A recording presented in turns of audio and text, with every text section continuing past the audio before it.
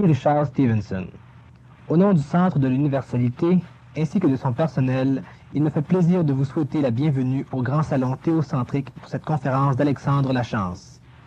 J'aimerais vous rappeler qu'il est interdit de fumer et de prendre des breuvages à l'intérieur du salon. Si vous désirez fumer pendant la conférence, le Centre met à votre disposition la salle d'accueil où vous pourrez assister à la conférence en direct sur moniteur vidéo. Pour la première partie de la conférence, Alexandre sera interviewé par François Payotte. Lors de la deuxième partie, vous pourrez poser vos questions par écrit à Alexandre, qui se fera un plaisir d'y répondre. Vous trouverez à cette fin des petites feuilles et des crayons sur les tables de la salle d'accueil. Mesdames, Mesdemoiselles, Messieurs, sans plus tarder, accueillons comme il se doit Alexandre Lachance, accompagné de François Payotte.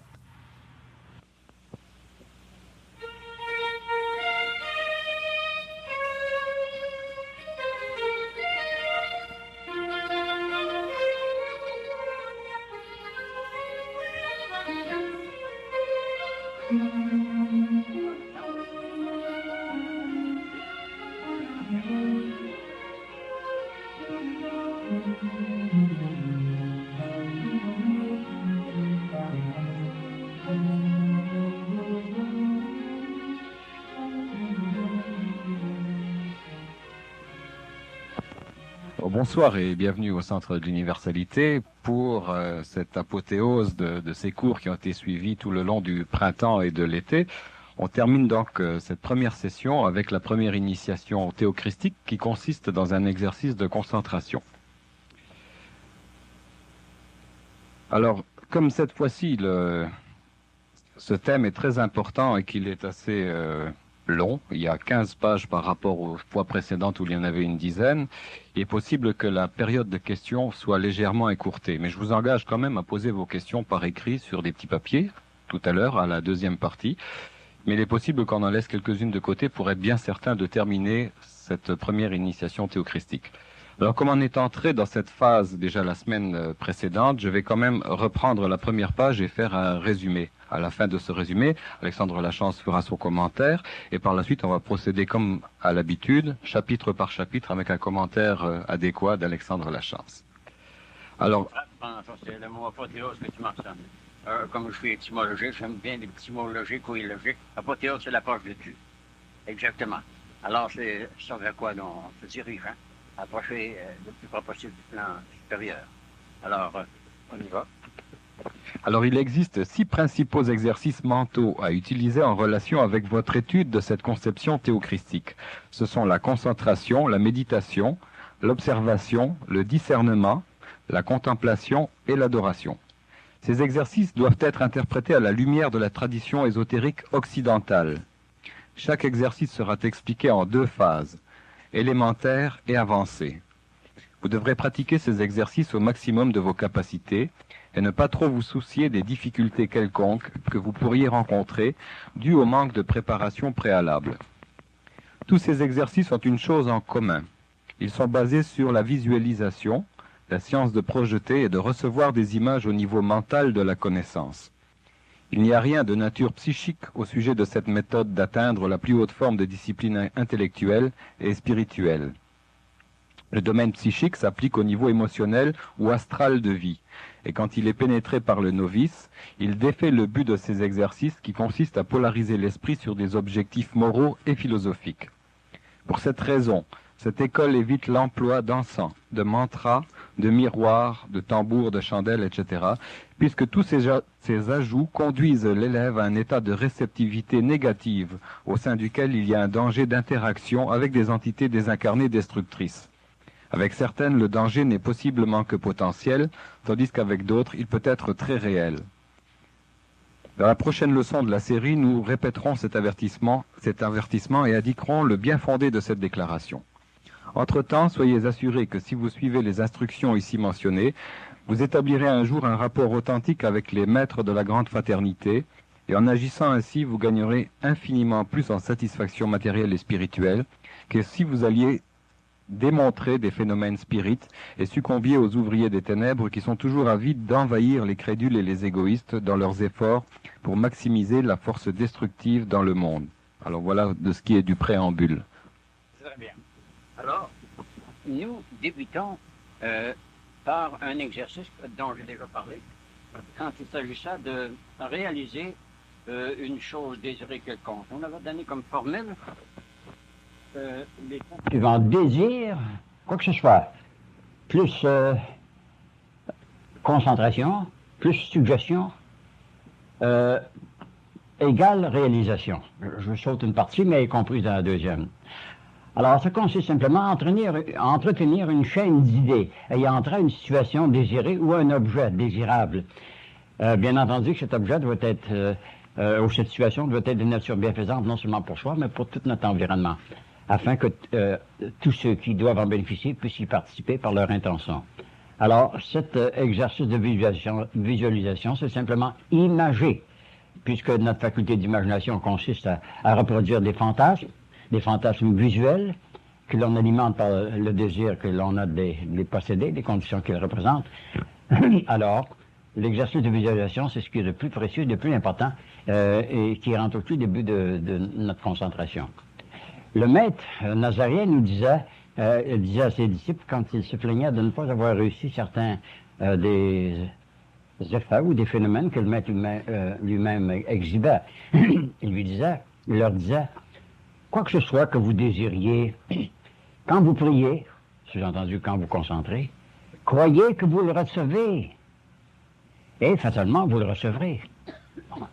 Alors, la dernière phase de la procédure que j'appelle concentration ou suggestion, c'est simplement se croire véritablement en possession de la chose que l'on désire. Vivre avec tellement d'intensité, tellement de réalité que l'on s'imagine que l'on s'est trompé, qu'on s'est leurré, on dit. Hein?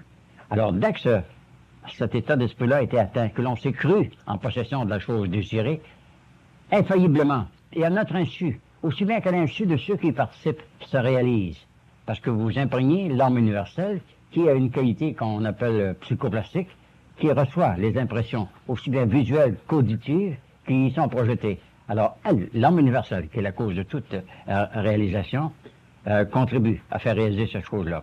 S'il y a quelqu'un dans votre ambiance, parmi vos connaissances, qui peuvent y contribuer, alors ils rentrent dans le jeu eux-mêmes sans réaliser qu'ils le font pour autrui, que l'idée a commencé par autrui. On a vu bien des exemples de ça.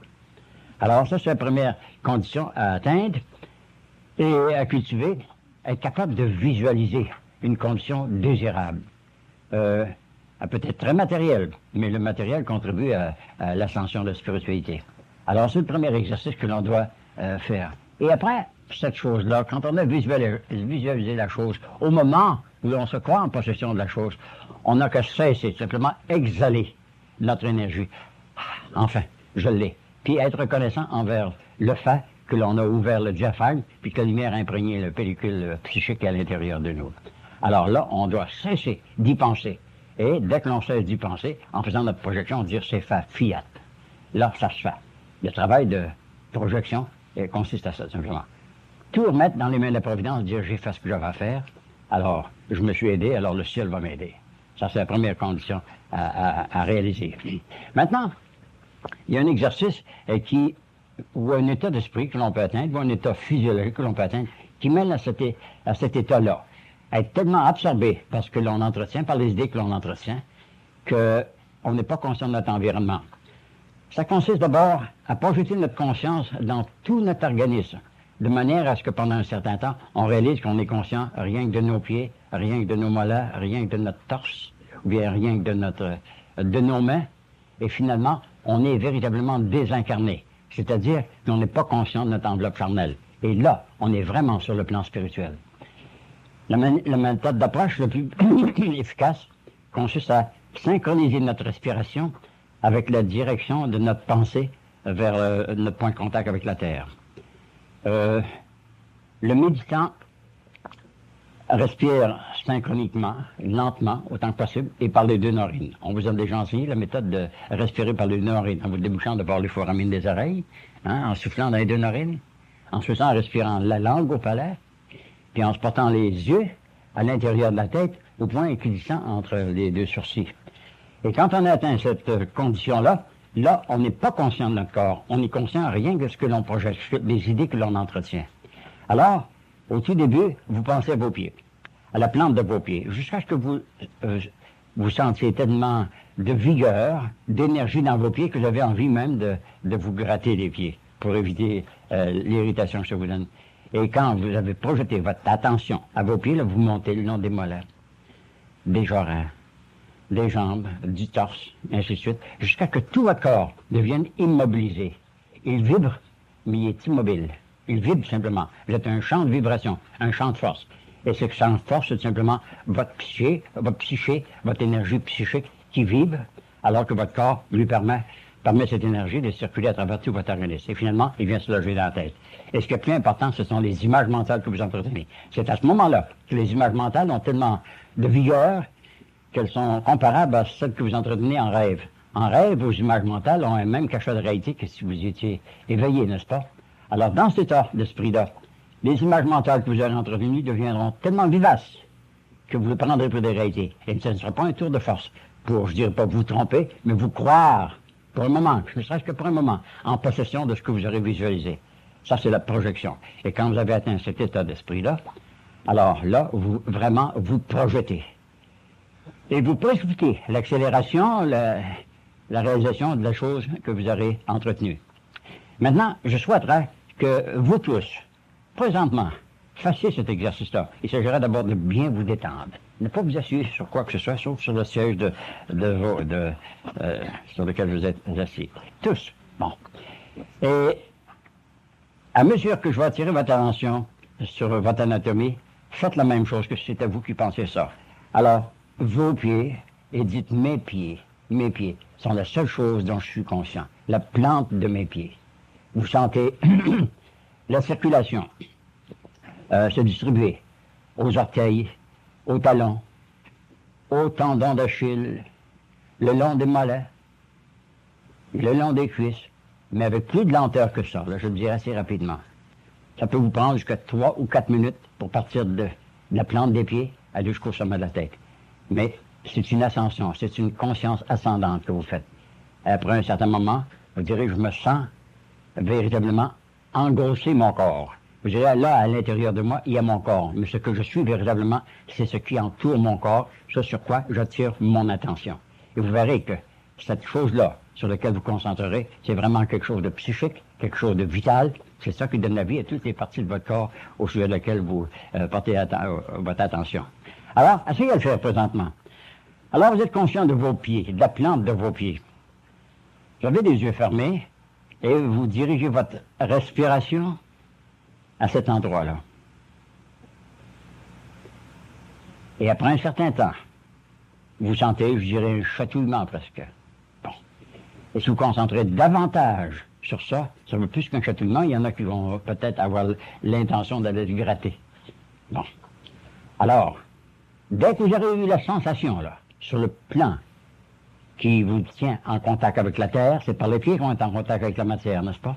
Alors, vous rompez ce contact avec la terre pour une fraction de seconde. Et cette vie monte en ascension tout le long de vos chevilles. Vous sentez vos chevilles. Vous les sentez vraiment. Ça monte le long des mollets. Sentez cette énergie s'emparer de vos mollets, de vos oreilles, de vos genoux. Identifiez-vous avec ces parties-là de votre corps. Vraiment, il n'y a que ça qui compte pour vous. C'est ça que vous devez vitaliser. Plus les membres inférieurs, les parties des membres inférieurs, les parties inférieures des membres des jambes, l'abdomen, le bas du dos, le torse, et plus lentement que je vous le dis là. Dans 2 ou 3 minutes, vous serez capable de tellement concentrer votre énergie en ascendance, comme ça, que vous allez dire, oui, c'est possible. C'est pareil comme si je me plongeais lentement dans de l'eau. Je sentirais l'eau de plus en plus froide à mesure que je pénètre de plus en plus profondément. Là, c'est simplement de la circulation qui s'empare de vous. Vous plongez dans l'énergie. Alors, graduellement, laissez cette sensation-là vous envahir complètement et graduellement. Jusqu'à ce que vous disiez, là, l'énergie s'empare de moi. Totalement. Et quand vous serez rendu à l'abdomen, là, vous allez même sentir le métabolisme de la digestion qui se fait. Vous allez sentir un tiraillement dans l'intestin grêle, le gros intestin. Même, ça va accélérer votre digestion s'il y a une arrestation de digestion. Vous allez sentir ça. Et là, il y a un organe au centre de l'épigaste qu'on appelle le plexus solaire. Et là, vous allez sentir une vibration dans le plexus solaire. Ce plexus solaire est comme une éponge. Et dès qu'il est chargé d'énergie, il vibre, pareil comme une éponge qu'on presse et que l'on dépresse après un certain temps. Alors le plexus solaire, c'est lui qui convertit l'énergie solaire en énergie humaine. Et là, quand vous avez atteint le plexus solaire, elle va se répartir dans vos poumons, dans la zone cardiaque, dans le trapèze, en arrière de la tête, en arrière du dos pour monter le long de la tête. Et là, vous verrez que votre tête est véritablement dégagée. Vous sentirez votre propre champ magnétique, votre propre aura, et après un certain temps, vous réaliserez que ce que vous êtes réellement, c'est une masse d'énergie en vibration et qui donne le mouvement à un corps qui, normalement, s'il n'était pas de cette énergie, sera tout à fait inerte. Bon. Alors, c'est ça que vous devez éveiller. Alors, l'élan vital qui est arrêté ou distribué à l'endroit que vous employez le plus fréquemment. Et s'il est distribué généralement, vous n'en êtes pas conscient, il est trop réparti. Alors, il s'agit de saisir, de capter l'énergie que vous êtes et dire, là, je la sens. Et ce qu'il y a en dedans, c'est simplement ce corps qui est mobilisé, qui est mis en action par cette énergie-là. Alors, là, abandonnez toute pensée, ne pensez à rien d'autre chose qu'à ce gestuel-là, de l'ascension ascendante, de vibration ascendante. Partir de la plante des pieds, aller jusqu'à la fontanelle, jusqu'au sommet de la tête. Quand vous serez rendu au bout des mains, vous sentirez des courants électriques au bout de vos mains. Vos mains sont des antennes. Alors là, vous sentirez vraiment la circulation, pareil comme si elle voulait jaillir de vos mains. Quand plus tard, vous essayerez à faire quelques phénomènes, quel que ce soit, je ne dirais pas parler de déplacement d'objets, mais peut-être manipuler certaines choses, vous verrez que vos mains sont chargées d'énergie. Et cette énergie part de tout votre organisme, qui sera maintenant canalisé par ces antennes que sont vos mains, et particulièrement vos doigts. Tous les guérisseurs, ceux qui le font inconsciemment, sans entraînement, ou ceux qui le font après un entraînement, réalisent cette chose-là. Il y en a qui l'ont apprise par des méthodes qui sont enseignées, d'autres ça leur a été enseigné par d'autres. Mais ce don de guérison, c'est simplement la faculté de mobiliser, de libérer votre énergie psychique, votre énergie spirituelle, par vos antennes, par vos mains. Parce que vous la puisez dans toute votre énergie, et la source la plus prolifique d'énergie, ce sont vos pieds, parce que ce sont vos pieds qui vous mettent en contact avec le sol. Alors, les énergies ne sont pas seulement célestes, elles sont aussi terrestres, sont telluriques. Alors, quand ces deux énergies-là, l'énergie de votre intention et l'énergie des forces telluriques s'emparent de vous, vous êtes véritablement chargé de l'énergie que vous détenez toujours à votre insu. Et quand vous aurez fait ça, vous direz, là, je peux véritablement contrôler cette énergie qui est latente en moi, qui est en léthargie. Et de plus en plus, ce sera facile pour vous de faire ce geste-là, le contrôle de cette énergie qui est endormie ou en léthargie en vous. Et vous le ferez à plusieurs fois dans la journée, afin que, après un certain temps, vous pourrez faire presque instantanément, chaque fois que l'occasion se présentera. Dans des cas d'urgence, on a vu des gens mobiliser des sommes d'énergie incroyables.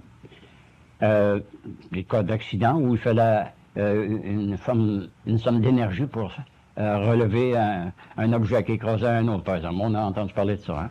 Alors, cette énergie-là, dès que vous la mobilisez, elle est toute puissante.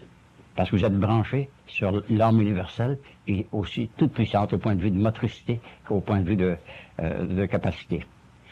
Alors, cet exercice est silencieux. Je vous ai donné le cheminement. Pensez bien à vos pieds. Soyez conscient que l'énergie monte tout le long de vos membres. Et rendu au plexus solaire, vous êtes conscient qu'il y a quelque chose qui chauffe et qui vibre. Ça, c'est la captation d'énergie solaire qui la distribue. Cet exercice-là, vous allez réussir, tous, sans exception, inévitablement, en quelque temps, en très peu de temps. Les uns peuvent le faire peut-être en quelques jours, le réussir complètement. D'autres pourraient peut-être prendre un peu plus de temps. Mais tous, vous pouvez le réussir. Tous. Pas comme c'est pas un tour de force de s'endormir, mais il s'agit d'endormir le corps pour que l'énergie qu'il contient soit véritablement éveillée. Dès que votre corps est endormi, est au repos, une énergie spirituelle qui entre en jeu, vous fait voir des choses très réelles, aussi réelles que celles que vous viviez dans l'état d'éveil. Alors, cette énergie-là, quand le corps, l'enveloppe, sera bien détendu, s'emparera de vous. Vous direz, là, je suis chargé d'énergie, je suis dynamisé, je suis survolté. Puis le terme n'est pas exagéré, parce que vous direz, je n'ai jamais senti tant d'énergie. Alors, ça viendra de plus en plus facile pour vous d'accomplir ce geste-là. Mobiliser, devenir conscient de cette énergie et la conserver en réserve pour des fins bienfaisantes. Bon, c'est le premier geste à accomplir, ça. Alors, quand vous aurez réussi ça, il y en a, comme je vous le répète, qui pourront le faire dans 2 ou 3 tentatives. J'ai vu des gens le faire dès la première tentative, surtout si on les plaçait en dessous d'une pyramide. Vous avez entendu parler de la puissance de la pyramide, n'est-ce pas? Il y a des gens qui s'en fabriquent dans leur propre cours, puis ils se couchent, s'assoient en dessous de la pyramide. Et les phases de pyramide et des phases astrales sont semblables à celles d'une lentille, par exemple, que l'on exposera au soleil, qui captera les rayons de soleil et pourra mettre le feu à quelque chose qui sera combustible à côté. Alors, cette énergie qui va s'emparer de vous, ce sera la même que celle qui s'empare de vous quand vous êtes en dessous d'une pyramide. Il y en a qui ont des petites pyramides qui mettent sur la table de travail, d'autres mettent sur leur lit. Ça a le même effet aussi. Mais ça, sans pyramide, sans paraphernalia aucun, sans aucun dispositif. Rien qu'en pensant, en dirigeant votre intention et votre énergie et votre circulation à un endroit ascendant, là, vous allez devenir conscient de ce que vous êtes, une énormité d'énergie. Que vous soyez fort ou faible, ça n'a pas d'importance. L'énergie que vous captez est la même. Est la même. C'est toujours la même, l'énergie universelle. Alors, cet exercice-là suit celui que je vous ai donné pour réveiller les foramines des oreilles. Vous vous souvenez, n'est-ce pas? Vous étiez tous, je pense, qui consiste à vous boucher les 2 narines et à souffler de manière à ce que les foramines des oreilles s'ouvrent. Et après un certain temps, respirer la langue au palais et la bouche fermée, ainsi que les yeux fermés, vous dirigez votre regard entre vos 2 sourcils, jusqu'à ce que vous sentiez cette énergie vous frapper entre les 2 yeux. Vous sentirez votre pulsion cardiaque vous frapper entre les 2 yeux. Ça, c'est le deuxième point où l'énergie va se localiser. D'abord au plexus solaire, en partant par les membres, ensuite de ça au centre christique, à la lampe pinéale, et après ça, tout votre champ magnétique en subira l'effet. Et là, vous sentirez vraiment que votre champ magnétique est beaucoup plus gros que votre tête. Et vous le sentirez au point que vous direz, il y a une chaleur qui m'entoure. Vous aurez l'impression qu'il y a un éventail chaud qui vient vous entourer. Alors là, vous serez vraiment conscient de votre champ magnétique, de votre corps véritable, qui est engrossé dans une masse de cellules. Alors, c'est le premier résultat à obtenir, ça. Si vous concentrez, si vous en réalisez l'importance, je vous assure que ce n'est pas une fumisterie, il n'y a rien de mystérieux dans ça. Ça a toujours été enseigné. Vous direz oui, c'est vrai. Alors, il s'agit de maîtriser ces choses-là, puis d'en faire un usage quotidien, régulier. Alors, vous allez non seulement vous dynamiser, vous renforcer sur tous les plans, pas rien que sur le plan physique, et s'il y a des tares, des malaises dans votre système, cette énergie-là, en distribuant, en circulant à travers tout votre système, l'améliorera, réparera tous ces tares. Tous ces tares. S'il y a des tares assez sérieuses, c'est précisément à l'endroit où il y a une tare, une blessure, ou un malaise. C'est là que vous sentirez l'effet de cette énergie-là. Que ce soit un engourdissement, un engouement du foie, une cirrhose du foie, disons par exemple, que vous souffrez de ça. Là, vous sentirez cette énergie-là exactement là où il y a un malaise en vous. Et cette cirrhose du foie se guérira instantanément. Parce que toute cette énergie-là ira à l'endroit le plus faible de votre système. Et il aura son effet bienfaisant. Alors ça, c'est de l'auto-thérapeutique. Alors cette énergie-là, que vous avez rassemblée sur vous-même, vous la concentrez. Et s'il y a lieu de distribuer un point quelconque, quel que soit le malaise que vous subissez, quel qu'il soit, que ce soit un mal de tête, une migraine, que ce soit un mal de dents, je vous l'assure, pratiquez là. Il y a beaucoup sur des maux de dents. Puis des migraines, c'est très commun. Alors, en faisant ça, puis en dirigeant vers le cortex cérébral, les maux de tête disparaissent instantanément. Instantanément. On l'a prouvé maintes et maintes fois, ça, dans quelques secondes. Alors, il s'agit de capter l'énergie universelle dont vous êtes potentiellement tous les détenteurs en vous branchant dessus, tout simplement. Alors, c'est le premier geste qui consiste à capter cette énergie dont on devra devenir de plus en plus conscient. Plus tard, on parlera des qualités de cette énergie universelle. Elle affecte notre physique, elle affecte notre physiologie, notre métabolisme, mais aussi elle peut affecter notre cérébration, notre mode de pensée. Puis elle peut nous affecter à tel point que l'on peut penser au-delà de notre capacité mentale. On parle souvent de méditation transcendantale. Alors on pourra poser la question, transcender quoi? Transcender nos pensées habituelles, qui habituellement sont mélangées avec toutes sortes de problèmes domestiques ou fonctionnels. Alors là, quand cette énergie-là, elle fait son bien dans votre système, elle envahit le cerveau. Et votre cerveau est véritablement rénové parce que vous pensez transcérébralement. On divise le cerveau pour fin d'analyse en plusieurs parties. On dit le cerveau objectif, subjectif et subconscient. Mais en réalité, c'est pareil que vous pouvez diviser les couleurs de lumière. Et ils se fusionnent tous. Alors, le cerveau tout entier, le cerveau transcérébral, transobjectif, se trouve être dynamisé immédiatement. Et vous êtes conscient d'un nouveau mode d'être-té, d'un nouveau mode de conscience. Puis vous êtes même surpris de ne pas avoir pu utiliser cette technique-là auparavant. J'aurais dû connaître ça il y a bien longtemps. Alors, mettez-la en pratique dès ce soir. Et demain soir, ce sera encore plus facile. Et jusqu'à ce que finalement vous disiez, oui, là j'en suis conscient. Alexandre, ce qui est intéressant dans l'irrigation de cette énergie-là, surtout en direction du cerveau, c'est qu'elle a, à mon avis, d'après ce que j'ai expérimenté, la faculté d'irriguer les synapses, donc les conduits entre les neurones. Oui, justement. Oui. Donc, les dendrites, les neurones, les dendrites, les deux travaillent de pair, n'est-ce pas? D'ouvrir les circuits à l'information qui est en potentiel dans notre cerveau, donc atteindre un autre degré d'intelligence. Exactement. On nous dit que l'on emploie avec une fraction bien infime de notre cerveau. Ce n'est pas exagéré, quoiqu'on ne peut pas déterminer exactement quel pourcentage de notre cerveau que l'on emploie.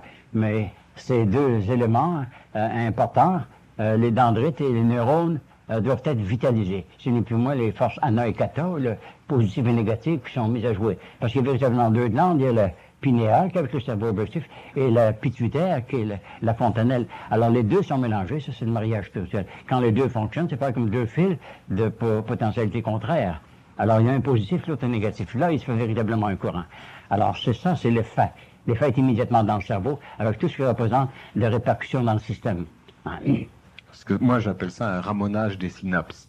Oui, oui, un ramonage, c'est bien dit. Décarbonisé. Oui, le rêve a cette fonction-là, la nuit, c'est de ramoner les synapses, justement, qui ne soient pas utilisées dans la journée avant qu'ils ne s'atrophient. Or, ce genre d'exercice-là est très précieux, justement, pour atteindre d'autres facultés mentales. Oui. Alors, c'est de cogiter, de penser à plein rendement, en servant des deux glandes principales, la glande mâle et femelle, ou la glande positive, active et passive, afin qu'ils fonctionnent simultanément. Parce que toutes les forces dans le monde, il faut qu'ils aient deux pôles, positif et négatif. Alors, ces deux glandes supérieures, les glandes comme les glandes suprarénales, on pourrait faire de fonctionner, de nous faire vibrer avec plus d'énergie. Et c'est véritablement, je dirais pas un nettoyage du cerveau, mais un ramonage. Ramonage des synapses. Oui, un ramonage des synapses, c'est exactement ça. Alors là, vous pensez avec plus de vigueur, avec plus de lucidité, et quand je dis avec plus de vigueur, c'est ça qui est important dans le processus de visualisation. Quand vous pensez à une chose, vous la voyez. J'ai connu certains artistes qui étaient tellement habitués avec ce mode de projection, là, c'est une projection, qu'avant de dessiner quelque chose sur la toile, il le visualisait. Et quand il l'avait bien visualisé, il se dépêchait pour le dessiner, ce qu'il voyait sur la toile avant qu'il disparaisse. J'ai vu un artiste qui faisait ça, dessiner un cercle parfait. Attends, je le vois. Finalement, il faisait. Puis il aurait pris un compas, il n'aurait pas pu faire mieux. Bon. Alors, c'est une méthode de visualisation, de projection. Alors, c'est ce qu'on appelle le premier stage de visualisation. Et quand vous avez maîtrisé votre cogitation, votre pensée, votre action de pensée à ce point-là, vous êtes maître de votre destin. Parce que vous pouvez réaliser dans votre vie toutes les conditions qui sont désirables. À vous et à chacun de vous de visualiser, d'imager des conditions qui sont en accord avec ce qui est l'optimum dans votre vie. Alors, c'est la loi de visualisation, qui est la première loi que l'on enseigne, la loi de projection, dans tout enseignement psychologique ou l'enseignement mystique. Pensez avec vigueur et vouloir avec énergie que l'on a mobilisée en la concentrant. Conséquemment, il est bien de dépasser la portée de l'émotion et du désir, spécialement dans leurs aspects inférieurs, et de pénétrer les plans supérieurs de l'intellect et de l'âme. Car c'est ici que se situe le plus clairement la relation entre les pensées et les choses, entre les idées et leurs expressions physiques. entre les motifs et leurs manifestations extérieures en termes des circonstances qu'elles génèrent. La considération primordiale est de connaître et comprendre comment l'esprit opère et ce qui prend place sur le plan physique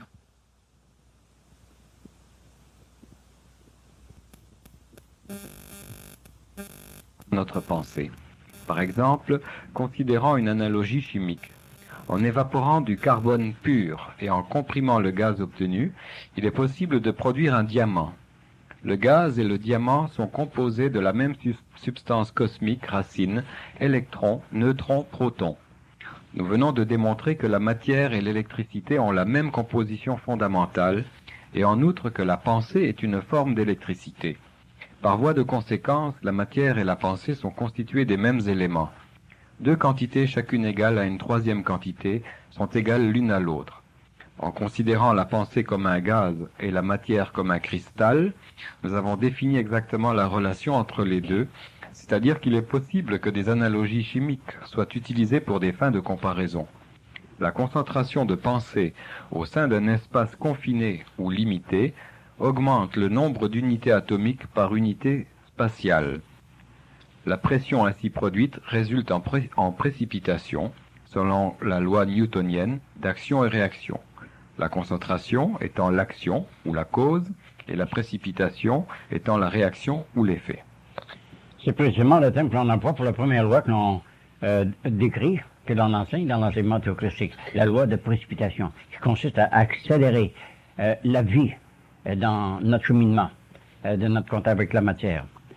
Alors, l'illustration que nous donnent les physiciens, les chimistes, et particulièrement celle que Einstein nous a donnée, que l'énergie peut être convertie en matière, la nature le fait, et la matière peut être convertie en énergie. C'est sa formule, énergie égale MC. Bon. Alors, toute matière a deux pôles. Un pôle invisible, qui est simplement vibration, et un pôle visible, qui est une vibration ralentie à notre mode de perception. Nous sommes des êtres vibratoires, en vibration, au même niveau que toute la matière qui nous entoure. Mais dès que l'on change de plan, que l'on vit sur le plan spirituel, et l'on vibre spirituellement en spirale, là, la matière subit l'effet de notre accélération de mode vibratoire. Et la matière se convertit en énergie et, ultimement, en une réalisation de la chose que l'on a visualisée. Ce qui différencie tous les plans d'être-té, c'est la fréquence mutationnelle, justement. Exactement. La mutation, on pourrait comparer ça à la gyration ou l'oscillation que ferait une toupie qui, normalement, tournerait, girerait, presque immobile, hein? Mais si on lui fait subir une force quelconque, elle va commencer à osciller. Ça, c'est le moment nutationnel. Bon. Et elle va même faire un effort pour reprendre sa verticalité. Alors, le mouvement nutationnel, c'est exactement ça. Et tous les modes de matière diffèrent à cause de ce mouvement nutationnel qui est produit par l'orbicité qui est dérangée. La Terre subit exactement une mutation, justement, et elle cherche à se rétablir. Ce qui fait la déclivité de l'année solaire avec l'année astrologique, disons, c'est que la Terre fait actuellement une mutation. Hein? Elle oscille de droite à gauche. Elle perd donc 5 degrés et quart par année. Alors normalement, elle devrait en avoir le même giration, la même orbicité qu'elle avait autrefois. Alors la Terre essaye à se rétablir. Hein? Alors les orbites des atomes, l'infiniment petits, sont la même chose que les orbites célestes qui nous entourent. Alors ce mouvement de nutation, d'ascension en ligne droite ou d'ascension en ligne oscillante, c'est la même chose. Les mêmes lois se réalisent en matière, aussi bien que dans l'infiniment grand. Lorsqu'on aura une parfaite maîtrise des 4 premiers plans auxquels on peut avoir accès, à ce moment-là, ça veut dire que c'est la fin de la maladie. Ah non, il y a même la fin de la mort. C'est l'arrestation d'un mouvement vibratoire ou un ralentissement d'un mouvement vibratoire dans l'organisme. On parle beaucoup du cancer, on l'annonce tellement que tout le monde en a, ou s'ils n'ont pas, ils s'imaginent que tôt ou tard ils l'auront. Hein. On dit que c'est un état d'anarchie cellulaire. Par anarchie, on veut dire un groupe de cellules qui refusent de se comporter comme les autres, qui ne veulent pas vibrer au même degré que les autres. Alors, si leur degré vibratoire ralentit, il y a donc un malaise quelconque. Alors, on nous l'a prouvé maintes et maintes fois, que si vous accélérez le mode vibratoire de cette partie de votre organisme qui vibre plus lentement qu'il devrait vibrer, alors le malaise cesse. et le cancer disparaît, pareil comme de l'eau chaude, de la glace disparaîtrait dans l'eau chaude. On en a vu un très grand nombre de cas. Oui. On dit que le cancer disparaît, tout comme de la glace dans l'eau chaude. Dès que vous avez accéléré le mode vibratoire de votre entité cellulaire, ça disparaît. C'est un cas de malaise, pas une maladie. En somme, que c'est qu'une maladie? C'est un malaise qui est chronique. Hein? Alors, le cancer n'a pas d'existence en soi. Je pourrais, par exemple, citer une constatation qu'on a faite il y a très longtemps, un groupe de médecins, qu'on a constaté que une verrue, un tissu d'une verrue, une gale sur un bobo quelconque, et un cancer mis dans des morceaux de verre, au microscope, ils sont identiques tous les trois. Une verrue, c'est un cancer extériorisé. Une gale, c'est un cancer qui a été placé afin d'éviter l'invasion de microbes environnants. Mais ces trois choses-là, qui sont vivantes, qui sont de la matière vivante, ont la même nature. Le cancer, la verrue ou la gale. Bon. Alors, vous allez prendre un cas cancéreux, même localisé, généralisé, j'en ai jamais rencontré, mais des cas localisés. Alors, dès que vous accélérez le mouvement vibratoire, dans certains cas, ça se fait assez rapidement. Dans des cas de guérison, soi-disant miraculeuse, on a vu des cas de cancer guéris immédiatement, après un sursaut d'énergie. Une personne subir un choc, que je pourrais comparer à un choc électrique, c'est de l'énergie humaine, être guérie instantanément d'un cancer. Ouais. Ça, c'est son effet. C'est arrivé à Aureux, c'est arrivé à Beaupré, c'est arrivé à bien des endroits, en Inde, en très grand nombre. Ouais. Alors, ce processus d'accélérer le mouvement vibratoire de votre entité cellulaire est très important. Et en pratiquant cet exercice, qui consiste à devenir conscient de votre énergie, en la localisant à différents endroits dans votre organisme, alors vous devenez un point où vous êtes capable de le localiser n'importe où.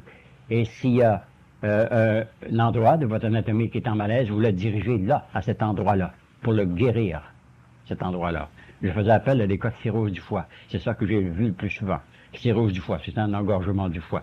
Un foie paresseux, comme on dit souvent. Hein? Alors, un efflux, une infusion d'énergie solaire, d'énergie du plexus solaire, d'énergie vitale comme ça, dans cette partie de votre anatomie, la guérison est presque immédiate. Et vous sentez cet afflux d'énergie, une chaleur qui s'empare de cet endroit, subitement. Et ça dure tant que le malaise n'est pas disparu. Hein? Parce que cette énergie-là, c'est de la chaleur. La vie, c'est de la chaleur. C'est du feu. Hein? Alors, cet exercice-là vous semblez insignifiant. Mais je vous recommande tous d'en faire, même un devoir. Il faut que non seulement je le pratique, mais je le maîtrise, pour que je suis vraiment conscient que cette énergie-là, je peux la localiser, je peux la mobiliser, et je peux la distribuer partout où je veux. Et viendra un moment que vous serez tellement conscient de cette force-là, que vous voudrez vous en servir pour être bienfaisant envers d'autres qui ne sont pas conscients de cette énergie-là. Les guérisseurs le font. Ils savent qu'ils ne sont pas possesseurs, détenteurs de cette énergie-là. Et c'est ça qu'ils font. C'est pas juste un simulacre de sympathie qu'ils font. Ils émettent de l'énergie. Et cette énergie-là, ils ont dû d'abord la mobiliser. Les uns l'ont fait instinctivement, d'autres l'ont fait par étude, en étudiant. Mais le guérisseur émet son énergie, dont il est vraiment conscient, pour opérer des guérisons. C'est le privilège de tout le monde. Tout le monde peut être guérisseur, pour peu qu'ils aient suffisamment d'énergie pour pouvoir leurs propres besoins. Et dès qu'ils sentent à vous, j'en ai de l'énergie, c'est mon devoir. Hein? Il y a un bonhomme qui a écrit dernièrement 3 livres sur la guérison. Un nommé Georges Roux, j'en ai déjà parlé, puis je l'ai recommandé à tout le monde. Le journal d'un guérisseur, parole d'un guérisseur, du guérisseur, et le dernier, c'est Mission divine. Cet homme-là s'est promené à travers toute l'Europe, jusqu'il y a quelque temps, en opérant des guérisons miraculeuses comme ça, pareil comme bien d'autres ont fait dans le passé. Alors, il a maîtrisé cette force, qu'il avait appris dans les alentours de Marseille, des mystiques de Marseille, et pendant 7 ou 8 ans, il s'est promené comme ça à faire des miracles, passer à travers le monde en faisant le bien. Tout simplement en mobilisant, en exerçant, en libérant cette énergie dont il se savait le détenteur plus que tous les autres. Voilà. Alors cet exercice, c'est le premier que je vous recommande, et je tire aussi votre attention sur l'autre que j'ai décrit il y a quelque temps, à 2 ou 3 reprises, de devenir conscient de cette glande pinéale, en vous libérant les foramines des oreilles. Vous vous souvenez de l'exercice que j'ai recommandé? Soufflez à plusieurs reprises, en vous mettant le pouce et l'index sur les narines, et soufflez de manière à ce que les tambours de vos oreilles se dilatent à plusieurs reprises. Et après ça, vous faites ça le soir, avant de vous endormir, quand vous êtes bien détendu. Et immédiatement après ça, respirez en vous fermant la bouche et plaçant la langue au palais. Et là, les yeux fermés, dirigez votre regard intérieurement vers le centre christique, vers la glande pinéale, jusqu'à ce que vous sentiez votre cœur battre ici, entre vos deux yeux. Et en même temps, vous sentirez votre champ magnétique, votre aura, se dilater. Parce que l'énergie montera là. Et de là, se distribuera à travers votre système. Donc, ces deux exercices-là, dont le premier est d'éveiller les deux glandes principales, la pinéale et la pituitaire. La pinéale, je l'appelle l'œil christique, le centre christique, véritablement. Et celui-là correspond avec les zones inférieures. Mais les deux doivent travailler simultanément. Alors, vous avez ces deux exercices-là, vous faites régulièrement, dans très peu de temps, vous direz, il se passe quelque chose en moi. C'est vraiment une régénération. Oui, une régénération, le terme, parce que ça génère de l'énergie. L'énergie qui est à l'état de l'énergie, qui est l'état en vous. Et chacun dira, ça c'est vivre à plein rendement. Plusieurs emploient cette expression-là. Une personne me l'a dit directement, ça c'est vivre mon oncle. Ça c'est vivre, hein, qui se sent amorphe, ouais. Alors, tout simplement, c'est une chose que j'ai constatée, mais personne ne me l'avait jamais dit avec autant d'enthousiasme. Oui, ça c'est vivre pleinement. Alors, ça c'est la constatation à laquelle vous viendrez inévitablement. Dire, là, je sais d'où vient l'énergie. Elle vient en moi, elle existe déjà. Je n'ai qu'à la libérer, en devenir conscient, et l'exercer, et l'employer. Voilà. Alors, je vous répète que ce n'est pas des choses farfelues. Il n'y a rien de mystérieux dans ça. C'est ancien, c'est vieux comme le monde. Tous les thaumaturges des temps passés, tous les initiés qui ont été bienfaisants dans leur parcours à travers le monde connaissaient ces secrets-là, qui sont très, très vieux. Les renseignements les plus probants que l'on a, c'est ceux qui viennent de la lignée judéo-chrétienne à partir de Samuel, 1800 ans avant Jésus-Christ, chez les Esséniens. Les Esséniens, le mot veut dire des assaillas ou des guérisseurs, auxquels Jésus appartenait. Parce que dans les années de 12 à 30 ans, il a passé son temps à se documenter, puis à se renseigner, et à subir son initiation dans ces centres-là. Et le centre le plus important, c'était le centre des Esséniens, qui était le centre des guérisseurs, des assaillas, des guérisseurs. Alors, toutes ces forces-là, qui avait développé et qui a mis en pratique dans sa vie publique de 3 ans, ça venait de ce centre-là. Ça part de la lignée judéo-chrétienne, que je vous dis, de Samuel, 1300 ans avant Jésus-Christ. Bon. Alors, ce n'est pas des découvertes tout récentes, c'est des découvertes qui ont été oubliées, puis maintenues dans le silence pendant un certain temps, mais il est temps de les réveiller, puis il y en a qui le font à travers le monde entier, un très grand nombre. L'humanité, à cause d'un dédain inhérent à tout effort mental, a trouvé un débouché très réel de ce fait dans la forme de conversation oisive, bavardage. Les gens sont très aptes à répéter un scandale, à construire un motif ou à condamner une action, simplement parce qu'il est plus facile, en vertu de notre héritage ancestral, d'exprimer une négation que d'affirmer une pensée positive. Votre progrès avec cette étude dépendra considérablement du degré auquel vous refuserez de céder à des suggestions négatives. Nous devons admettre que la concentration mentale par l'usage d'affirmations positives est beaucoup plus pénible que le labeur physique le plus ardu. Seules les âmes fortes peuvent demeurer silencieuses à l'occasion. Toutes les autres doivent verbaliser leurs pensées. Vous connaissez sans doute bien des personnes qui parlent toujours de ce qu'elles vont faire, mais ne réalisent jamais rien. De tels individus ne sont pas toujours à blâmer dans le sens qu'ils peuvent être paresseux. Ils ne comprennent tout simplement pas que le simple fait de parler de leurs plans dissipe l'énergie requise pour les exécuter. De là se justifie notre avertissement impérieux de ne pas vous laisser aller à cette erreur très commune. Il est tout à fait légitime de partager votre prospérité avec vos amis et ceux que vous aimez, mais gardez vos plans pour vous-même, au moins jusqu'à ce qu'ils soient matérialisés. Précisément. Ce qui fait la valeur d'une force quelconque, c'est qu'elle a été concentrée. On a par exemple l'exemple du gaz qui est mis dans un ballon quelconque, que ce soit un ballon de joie ou bien un ballon de déploiement. Alors, c'est le gaz qui est concentré qui fait la force, qui fait la lévitation de cette chose-là. Alors, tous les plans que l'on fait pour soi-même, aussi bien que pour les autres, on doit y penser, les entretenir, mais ne pas en parler, parce qu'on dissipe l'énergie qui fera se réaliser. Alors, tout bienfait, toute bienfaisance que vous souhaitez pour autrui ou pour vous-même, cultivez-la dans le silence et elle se réalisera ouvertement par la suite, parce qu'elle explosera, ni plus ni moins.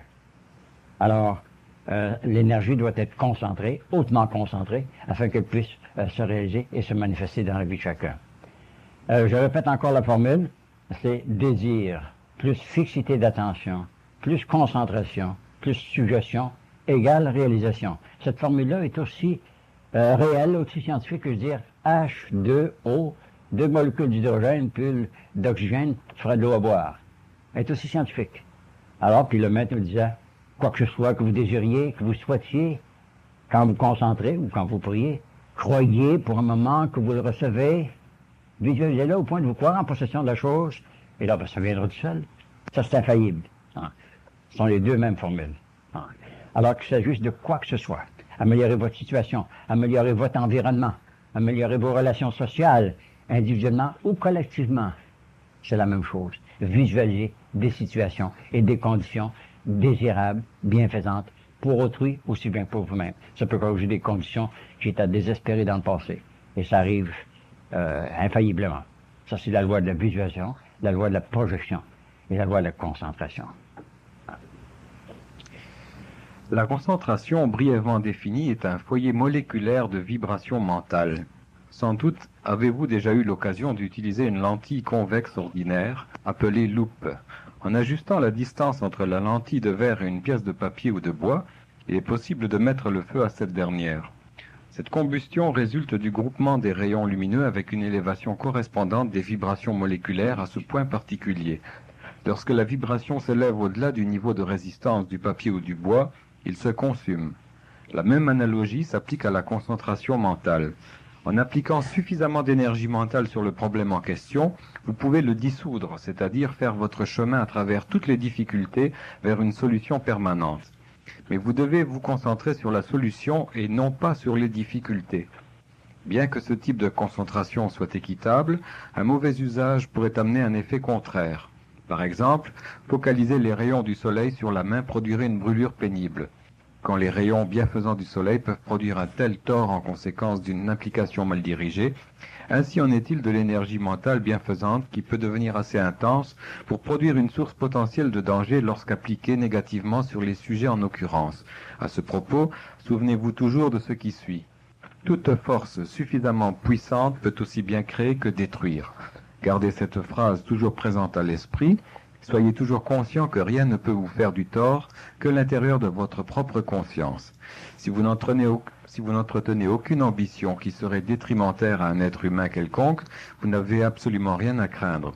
Ces exercices sont inoffensifs lorsqu'ils sont employés correctement. Ça va du retour, du choc en retour, comme on dit, le choc peut être bienfaisant ou peut-être malfaisant, ce qu'on appellera un boomerang, parce que son intention était de nuire, ou de se prévaloir de quelque chose au détriment d'un autre. Alors, cette loi de précipitation, cette loi de visualisation est toujours basée sur la loi d'harmonie universelle, la loi de bienfaisance. Et elle est tellement efficace que pour peu que vous en fassiez 3 ou 4 démonstrations, vous direz, mais c'est merveilleux. Oui, c'est merveilleux, parce que l'esprit agence la matière, et la matière, c'est l'esprit ralenti, l'esprit qui ne vibre pas suffisamment vite pour être opératoire dans votre vie. Alors, l'esprit agence véritablement la matière. Et cet exercice, que je souligne de nouveau, a pour effet de vous rendre conscient que cet esprit que vous allez diriger dans tout votre corps afin de mobiliser toute l'énergie qu'il contient et que vous en soyez pleinement conscient, vous dira, je suis détenteur d'une force d'énergie que je peux commander à volonté. Alors, dès que vous aurez réussi un premier, je ne dirais pas un tour de force, mais un premier effet comme ça, un premier résultat, vous direz que oui, ça opère. Des fois, ça peut opérer à votre insu. Je dirais, c'est étonnant, je pensais à ça hier, ou même à un moment donné, tu es oublié que tu y pensais seulement. Puis tu te croyais véritablement en possession de ce que tu visualisais. Alors ça, c'était la cause, le fait, qui a fait que se déclencher toutes les ramifications qui ont produit la réalisation. On va prendre la caméra, on le place devant un paysage quelconque, devant une personne quelconque, puis on le tient, on le met bien au foyer, puis on attend un certain temps. Et rien ne se produira si on n'ouvre pas la lentille, n'est-ce pas? L'obturateur. Là, si on ouvre l'obturateur, un rayon de soleil va passer, puis il va imprégner l'image devant la lentille sur le pellicule qui est en arrière du caméra. Semblablement, si vous ne vous croyez pas en possession de la chose que vous désirez, ça ne se réalisera pas. Ça, c'est la condition essentielle. Croyez-vous, pour un moment, en possession de la chose, et elle se réalisera. Ça, c'est le mot foi, avoir foi. Bon, avoir foi, c'est se croire en possession de la chose. Hein? Et dès que vous avez réussi une fois, vous vous sentirez tellement puissant que vous direz, oh, il n'y a rien là. On n'a rien qu'à agir selon les recommandations que tous les thaumaturges du passé nous ont données. Ayez foi et la chose se produira. Ouais. La concentration par formule verbale représente le premier et le plus simple pas dans tout avancement ésotérique. Son but est que vous donniez votre entière attention à une affirmation qui exprimera ce que vous cherchez à accomplir. Nous suggérons l'affirmation suivante qui devrait être employée avec votre étude de l'économie karmique. Écoutez-la bien. Dieu est la source inépuisable de mon abondance. En atteignant ma récompense légitime, je suis confiant, autonome, autodéterminé, dynamique, efficace et de plus en plus compétent. Cette formule ne vous procurera aucun bienfait, à moins naturellement d'y croire. L'idée est de faire de cette déclaration une partie tellement intégrante de votre pensée inconsciente que vous agirez toujours en conformité avec ces directives sans que vous ayez à y penser consciemment. On a beaucoup parlé d'autosuggestion à la suite du docteur Émile Coué et sa suite. On a tellement parlé qu'on a vulgarisé le sujet au point que personne n'y croit maintenant. Mais une affirmation signifie moins se convaincre et détruire tout vestige de doute qui puisse exister dans notre imagination faussée de la réalité de ce que l'on entreprend. Alors, dès que l'on pense, on met en branle un mouvement vibratoire qui doit forcément avoir une répercussion sur la matière environnante, et que la matière soit quelque chose en mouvement, tel que des gens qui se déplacent à votre intention, ou que ce soit quelque chose apparemment inerte. L'effet est le même. L'esprit agence et mobilise la matière. Tout ce qui a été créé par l'homme n'est que le résultat de la manipulation de la matière par l'esprit de l'homme. Il s'est servi de ses mains ou des mains d'autrui. Mais ça a commencé par une conception spirituelle. Alors, concevoir, c'est donner naissance à quelque chose ou à quelqu'un, n'est-ce pas? Alors, concevoir un plan social, un plan individuel, un plan collectif, il s'agit de bien le visualiser, le voir, l'imager. Bon. Dieu, on dit que Dieu a créé l'homme à son image. On a le résultat, on a la formule de l'imagination créatrice ici. Dieu a imagé l'homme, il l'a créé à son image. Et l'homme n'est plus moins qu'une image de Dieu. Une image de Dieu, mais une image vivante. Alors les images que nous ferons en employant ces forces latentes en nous deviendront des réalités concrètes dans notre vie. Parce que la magie, comme disait Monseigneur Schaffner, je regrette, c'est pas moi qui l'ai inventé, j'aurais été tellement fier. C'était quand l'homme agit. Monseigneur Schaffner n'a pas parlé, ce bonhomme-là? Il est merveilleux. Oui, la magie, c'est quand l'homme agit. L'homme, c'est un principe animateur qui met l'animation dans tout.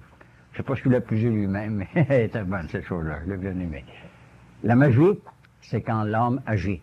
Et ses méthodes d'action sont véritablement magiques. Ouais. Alors, je vous recommande fortement de mettre ça en pratique. Et vous en voir les résultats en très peu de temps, vous direz. Il y avait raison de bonhomme, il y avait raison. Mais ça, je n'ai pas dit, c'est pas moi qui ai inventé cette chose-là. Ça a toujours existé. Ouais. Alors je répète la formule, Dieu est la source inépuisable de mon abondance. En atteignant ma récompense légitime, je suis confiant, autonome, autodéterminé, dynamique, efficace et de plus en plus compétent. Pour ajouter encore plus de puissance à l'affirmation précitée, continuez avec cette pensée, je me dirige entièrement vers ce but. Toutes ces affirmations ont deux éléments fondamentaux, la direction de la demande et la réponse. Vous ne devez pas seulement vous diriger à agencer la réponse, mais vous devez actuellement insister afin de recevoir exclusivement que la réponse que vous avez appelée. Par conséquent, vous pouvez réitérer votre choix avec une déclaration telle que la suivante. J'insiste afin de recevoir dans ma vie que ce qui est bien et bon pour moi. Le meilleur temps pour employer cette formule est juste avant de vous coucher. Plus tard, quand vous deviendrez plus efficace dans votre concentration, vous devrez pratiquer ces exercices à toutes les heures durant la journée. Souvenez-vous, la concentration précipite ce sur quoi elle est focalisée. Si vous possédez une dactylo, faites en sorte que les mots soient en lettres majuscules et placez l'affirmation sur une table devant vous, mais si vous n'en possédez pas, écrivez les mots à la main. Ceci vous aidera à visualiser la pensée. Pour la première semaine, lisez la formule mot à mot, telle que vous l'avez écrite. Après l'avoir répétée 5 fois le soir, asseyez-vous devant votre pupitre et voyez combien de fois vous pouvez l'écrire avant que vous ne soyez distrait. Dès le moment où votre esprit vagabonde, cessez. Vous aurez alors atteint la limite de votre concentration. La pratique persévérante en augmentera le nombre et de même la durée de votre concentration. Chaque seconde additionnelle ajoutera plus de puissance au flot moléculaire mental, suivant le fait fondamental que l'énergie suit la pensée. Après la première semaine, ou au moment qu'il vous semblera approprié, fermez les yeux et visualisez l'affirmation. Chaque mot apparaissant à mesure que vous le formulez dans votre esprit. Voyez chaque mot, l'un après l'autre, luire dans une lumière dorée sur un fond violet. Faites ceci régulièrement, augmentant chaque soir le nombre de mots que vous pourrez visualiser simultanément. L'importance de cet exercice n'est pas basée seulement sur la visualisation de ce sur quoi vous vous concentrez, mais sur l'absorption de l'essence, de la signification derrière la pensée. Soulignez chaque mot de l'affirmation et pensez profondément à sa signification spirituelle. Sachez ce que signifie chaque expression. N'oubliez jamais que la visualisation est la clé de la précipitation. Il se peut que cela vous nécessite quelque temps pour acquérir cette nouvelle aptitude, mais quand vous l'aurez obtenue, vous aurez gagné quelque chose au-delà de tout prix. Comme pour toute autre étude, la pratique conduit à la perfection. Il y a quelque temps, j'ai mentionné un exercice que l'on faisait autrefois à Ottawa quand on avait un laboratoire de psychologie, qui consistait à visualiser et à photographier mentalement des symboles quelconques sur du papier blanc glacé, de préférence glacé, parce que le papier glacé réfléchit la lumière. On dessinait des symboles quelconques, tels qu'un swastika, une croix gammée, ou bien un cercle avec une croix au centre, avec de l'encre de Chine, de l'encre noire, qui est forcément opaque. Et ce papier, carton, inondé de lumière, on y concentrait notre regard jusqu'à ce que nos yeux deviennent éblouis.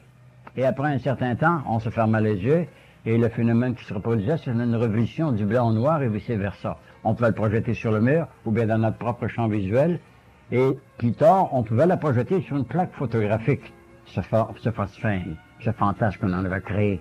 Il y en a qui peuvent voir ça. Autrefois, on jouait avec des objets comme ça, hein? Des images blanches et noires, comme des négatifs. Quand on les regardait, on les projetait sur le mur, ils devenaient des positifs. Hein? Vous avez déjà vu ça, ces choses-là? Oh oui. Alors, si vous ne l'avez pas vu, faites-le. Alors, il s'agit d'imprimer sur du blanc glacé des symboles noirs, les regarder sans cligner des yeux, clignoter des yeux pendant un certain temps. Ensuite, vous fermez les yeux. Là, c'est pas un phénomène, par exemple, le phénomène de la reproduction d'un film blanc et noir pour l'avoir noir et blanc. Et là, quand vous avez fait ce phénomène-là, vous avez véritablement créé quelque chose. Créé quelque chose. Que vous pourrez, avec ce phosphène-là, impressionner un film photographique, une pellicule photographique, qui est de la matière, n'est-ce pas, qui contient du nitrate d'argent, une matière colloïdale. Alors, rien qu'en projetant cette image que vous avez dans le cerveau sur un film, vous allez l'impressionner. Après ça, vous prendrez le film, vous pourrez en imprimer d'autres. Vous avez donc agencé de la matière, rien par une image mentale, ou du moins une image psychique, une image visuelle. Bon, alors si c'est possible sur ce plan délicat-là, c'est possible sur tous les autres plans aussi. On faisait cet exercice-là, cette démonstration-là, pour prouver que l'esprit agence la matière. Hein? Maintenant, en passant par toutes les ramifications de ce cheminement-là, on peut dire, ben, j'ai quelque chose de complet, de concret dans ma tête, il n'a juste qu'à le réaliser et ça se réalisera. Pour les mêmes lois. Ça a lieu dans l'infiniment petit, ça a lieu dans l'infiniment grand. Dans l'insignifiant aussi bien que dans le très, très important. Ouais. Alors, ça, c'est la loi de projection. Et là, on appelle ça, nous autres, de psychographie. C'est à écrire avec l'esprit, ni plus moi, ou avec le psychique, l'énergie psychique.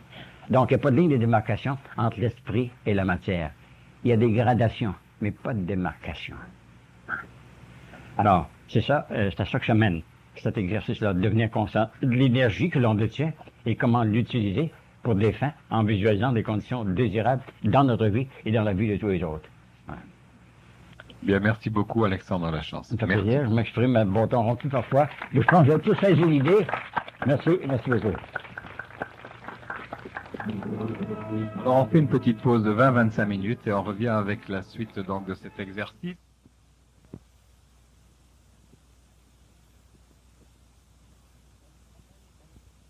Ne tentez pas d'accélérer le développement de cette séquence. En premier lieu, cela ne saurait se faire. En second lieu, toute tentative dans cette direction pourrait produire une réaction adverse. Tout comme un entraîneur ne permet jamais à un athlète de poursuivre ses exercices au-delà de la limite de son endurance, aussi conseillons-nous la discrétion au sujet de l'entraînement mental. Soyez tolérant, soyez raisonnable, soyez tempéré. Ne vous concentrez pas au-delà du point où vous commencez à vous sentir fatigué. Dès que vos pensées s'éloignent de la formule, vous avez atteint la limite de votre endurance. Cessez. Mettez votre travail de côté pour la soirée et reposez-vous.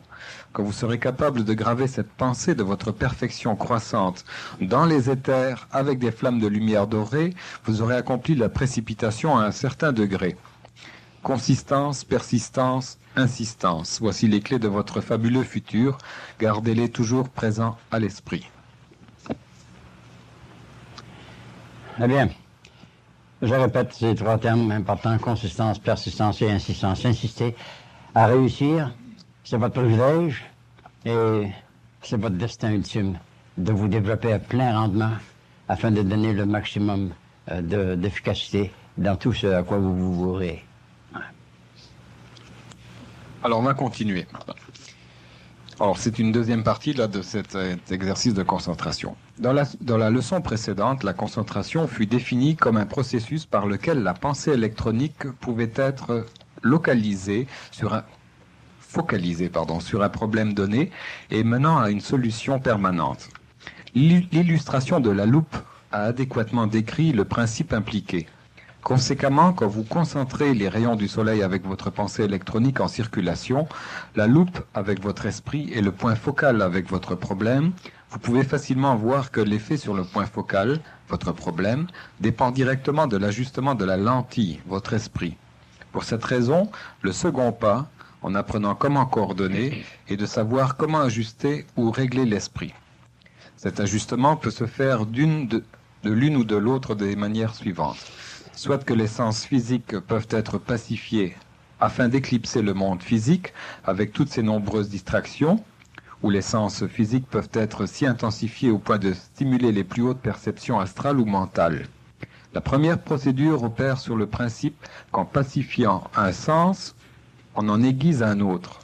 C'est la méthode fréquemment suivie par les mystiques orientaux qui considèrent la perte de la sensitivité physique comme non seulement inévitable, mais hautement désirable. En Occident, le développement spirituel tel que défini en termes de la conquête de l'homme des plans intérieurs est de plus grande importance que la perfection physique telle que réfléchie dans un beau corps et un environnement idéal. La différence fondamentale d'emphase entre la philosophie de l'Occident et de l'Orient est si importante qu'elle devrait être comprise par tous les étudiants de la pensée ésotérique.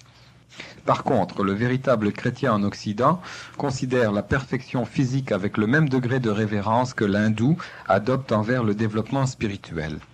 Dans le monde occidental et particulièrement en Amérique, l'art d'embellir le corps a atteint de telles proportions qu'il domine virtuellement tout enseignement philosophique. Bien qu'il y en ait beaucoup qui adoptent le point de vue extrémiste au sein duquel la perfection physique est le seul but pratique en vue de glorifier le temple du Dieu vivant, le bon sens dicte la nécessité d'un plan d'évolution équilibré dans lequel la matérialité et la spiritualité vont de pair. C'est ce qui est connu chez les scolastiques des sciences ésotériques comme le sentier médian. Oui. La voie centrale qui implique qu'une âme saine devra toujours être véhiculée par un corps sain, n'est-ce pas? Alors, quand vous avez les points équidistants toujours à votre commandement, alors vous ne pouvez pas faire autrement que de progresser très rapidement. Alors le véhicule est de très haute importance. L'embellir, l'ennoblir aussi bien que le vitaliser. Il y a conséquemment deux écoles de pensée telles qu'interprétées habituellement. L'école orientale qui croit que le seul chemin menant à l'atteinte de la spiritualité et du nirvana est dans la suppression de tout plaisir, sensitivité physique, désir sexuel et émotion. et l'école occidentale qui croit que le seul chemin menant au salut spirituel et au ciel est en exerçant tous les sens au maximum, devenu saturé de matérialisme et de dépasser l'attraction de tels désirs qui sont contraires à l'atteinte du bien-être spirituel de l'aspirant. Telle est la manière par laquelle on voit habituellement ces choses. Bien sûr, de façon ésotérique, le nirvana et le ciel sont tous deux des états d'être au sein de l'individu qui l'amènent dans le premier cas vers une conscience d'absence totale de désir, et dans le second vers un sentiment de béatitude totale. Dans les deux cas, sans égard à la méthode employée, toutes les lois du cosmos deviennent activées comme des principes dynamiques. On doit toujours comprendre que la matérialité, le soi matériel et l'environnement matériel, ne doit jamais être méprisé. La maîtrise théocristique est postulée sur le contrôle absolu du monde matériel dans lequel vous vivez. Le prolongement indéfini de la vie dans votre corps physique est la preuve ultime et finale de votre atteinte de cette maîtrise. Les deux écoles de pensée, l'orientale et l'occidentale, excellent en concentration, mais il n'y a qu'une approche dans le monde occidental qui s'applique à l'esprit occidental. Avant de considérer ceci, indiquons brièvement les dangers surgissant du point de vue oriental qui ont été corrompus par des pratiques physiques incomprises et contaminés par des superstitions païennes. Il y a des organisations ostensiblement de caractère spirituel qui enseignent des techniques pour fin d'augmenter le développement psychique et dont le résultat net mène à l'hypnose de l'étudiant. Ceci comporte plusieurs ramifications nocives et fortunées, et l'étudiant de la pensée ésotérique qui n'est jamais devenu victime de cette dictature psychique invisible. Chaque fois que vous entendez parler ou lisez au sujet d'exercices basés sur une concentration sur le vide, soyez assurés que vous êtes sur un terrain dangereux. Il n'y a rien de tel que le vide, l'absence de toute chose. Dès que vous cessez d'utiliser votre esprit en concentrant sur quelque chose, vous permettez à votre esprit d'être envahi par quelqu'un d'autre qui le concentre pour vous. Ainsi, avec le temps, vous deviendrez un automate dépourvu de la puissance de volonté de diriger votre esprit et vos affaires en accord avec votre propre meilleur jugement. Ceci est extrêmement dangereux puisque cela vous ramènera dans votre évolution au point où vous n'aviez pas encore développé un esprit indépendant. Ce qui a été le cas d'un très grand nombre de médiums qui ont cru qu'ils pouvaient atteindre de très hauts degrés de spiritualité en s'ouvrant toutes les influences, habituellement de base astrale. Alors que, comme on mentionne au tout début, qu'il n'y a pas de vide dans la nature arbore le vide. Et alors, il faut toujours avoir une idée maîtresse, une idée racine, pour qu'on puisse y ajouter des choses précieuses. Et les moyens empiriques doivent être évités. Oui. Pour les personnes qui s'intéressent à ce sujet-là, le vide mental particulièrement, il y a une conférence vendredi prochain ici de Raphaël Peyer, qui est une personne qui, bien qu'étant très jeune, 22 ans, a un grand cheminement au travers d'incarnations successives et qui est un guide excellent en ce qui concerne justement ces pratiques du vide mental. Et compétent dans un monopole de l'esprit. Oui. Très bien. Ne fixez jamais votre vue sur un morceau de papier collé sur un miroir et ne fixez jamais votre réflexion dans un miroir à la lumière d'une chandelle. De tels exercices vous assujettiront à un contrôle hypnotique. Et dès que ce contrôle aura été atteint, soit par une personne vivante ou une entité désincarnée, vous êtes alors vraiment contrôlé. Du contrôle de l'esprit au contrôle du corps, la distance est courte. L'hypnose a mené à l'obsession. Il y en a eu tellement. À tel point qu'on a dû avoir recours à des exercices comme encore tout dernièrement, il y a 2 ou 3 chapitres d'exercices. Dans la plupart des patients qui se présentent absolument dans les archevêchés sont des cas comme ça, des gens qui voulaient développer une médiumnité outrancièrement aiguë et qui sont devenus véritablement déments et actuellement possédés. Ça prend des structures psychologiques très fortes pour jouer avec le maîtriser le soi avant de se laisser envahir. On peut accepter des visiteurs, mais s'ils s'introduisent à notre perruque, là, il est temps de on n'a pas à remettre notre conscience entre les mains de personne. Non, on ne doit pas faire ça. Non. La maîtrise s'atteint par le contrôle du soi. N'oubliez jamais cela. À moins que vous n'appreniez à vous contrôler, vous êtes apte à céder ce contrôle à d'autres. Et ceux qui veulent vous contrôler veulent toujours vous détruire. N'utilisez jamais des objets en cristal, des gonds, des surfaces réfléchissantes ou des dispositifs mécaniques de toute espèce pour fin de concentration. Vous pouvez atteindre des résultats rapides, mais vous vivrez en le regrettant. Ne concentrez jamais sur vous-même. Vous pourriez vous voir tel que vous êtes vraiment et non comme Dieu intentionné que vous soyez. Ceci ne veut pas dire que vous ne devez pas vous accepter tel que vous êtes. Cela veut dire que vous ne devez pas et ne devriez pas vous attarder sur vos imperfections ou insuffisances présentes. Ça veut dire quoi, ça? Aime-toi, tel que tu es. Et ne concentrez jamais sur vous-même. Non, Vous pourriez vous voir égocentrique. tel que vous êtes et non pas comme Dieu intentionné que vous soyez. Ça veut Quand on dire se quoi? regarde, on dit, t'es pas un cadeau, jeune homme. Non, ben, pour bonhomme. Moi, j'ai tendance à m'appeler jeune homme. Hein? Alors, je me vois tel que tu. Ça me fait du Vénus. Alors, il y a un danger, donc, au niveau du psychisme, là, le fait de cette concentration oui. hypnotique sur Classifier soi-même là, l'idée que l'on a de soi. peut amener à la conscience de la personne ses résidus psychiques aussi. Exactement. Oui, des résidus, justement. Le bas astral vient à la surface. C'est Ce ça. qui est à éviter. Ouais. Donc, il va voir toute la partie négative de lui-même, Et puis qui exemplifie dans son comportement. tout son aspect obscur. Exactement, oui. Et là, il va vivre une espèce d'apocalypse, au lieu de vivre l'apothéose. Ben oui, justement, ce mot-là, je l'aime bien. L'apothéose, c'est le rapprochement de Dieu. L'Apocalypse, c'est-à-dire ça. Descendre aux L'inverse, enfers. ouais. Le psychisme est de l'émotionnalisme transporté dans le plan astral. Toute image psychique a une base émotionnelle. Dès que vous avez maîtrisé vos émotions, le niveau psychique a été transcendé. Pour toute fin pratique, l'étudiant qui n'a jamais eu de vision ou entendu une voix est plus avancé sur le chemin spirituel, pourvu qu'il ait une compréhension des mystères chrétiens, que la personne qui prétend établir contact avec des êtres astraux et qui est le récipient de messages supposés contenir des révélations infaillibles. Il y en a des gens qui envahissent le bas astral et qui cherchent toute occasion de s'incarner dans des personnes qui s'ouvrent imprudemment à leur influence. Ils sont, comme on dit, liés au plan terrestre, au lieu de poursuivre leur cheminement sur les plans supérieurs jusqu'à ce qu'ils atteignent le... Alors ça, c'est typique du spiritisme, par Définitivement, exemple. c'est à condamner. Non seulement c'est à condamner, mais c'est... Même les planchettes Ouija. Ah oui, Ouija board. oui, les planchettes, tout ça. Les tables tournantes, puis tout ça. On Boule de appelle ça, cristal aussi, c'est très dangereux. Ah ben oui, oui, on voit dans le cristal, c'est de l'auto-hypnose, puis... Alors, il y a quelques 50 ans, on peut connaître ces choses-là, les planchettes se vendaient à 2 ans un peu partout, comme les salles d'aliénés étaient pleines de ça. Ah, C'est ça, ça crée une brèche sur oui, une dans, ouverture, oui. dans le psychisme de l'individu, Exactement. qui est envahi ensuite Oui. par d'autres Qui a entités. perdu contrôle absolument.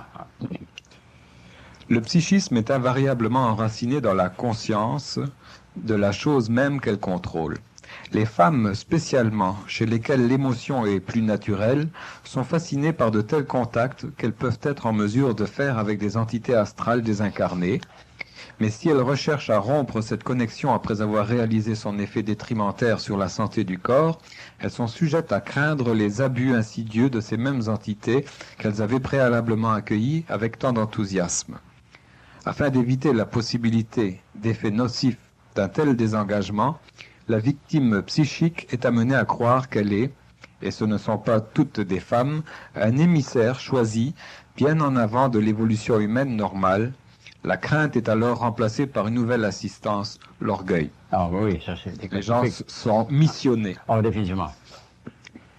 C'est justement le jeu de ces entités astrales, c'est de faire croire au monde qu'ils ont des missions Alors, c'est une spirituelles. victime facile. Et il y a bien des gens ça. qui se glorifient de leur contact, leur supposé contact, Ah oui. qui ne se rendent pas compte que c'est une manipulation Mais insidieuse. c'est une déchéance qui ne tarde pas. La crainte et l'orgueil doivent être abolis par l'aspirant spirituel si l'initiation théochristique doit être atteinte. Si par hasard ceci devait vous concerner, il vous sera nécessaire de couper toute connexion avec le plan psychique aussi longtemps que vous possédez la crainte et l'orgueil associés avec ce contact. Bien que vous puissiez nier qu'il en soit ainsi, rien de plus vrai n'a jamais été écrit. Le véritable avancement spirituel procède à travers le contact avec la vérité et non avec les phénomènes. Voyez-vous, on a encore quelques écoles, ça ne serait pas bien de mentionner leur nomenclature, qui enseigne ça directement, du psychisme sensationnel. On vous enseigne des méthodes rapides de dédoublement, de décorporation, de sortie en astral. Hein? Où allez-vous?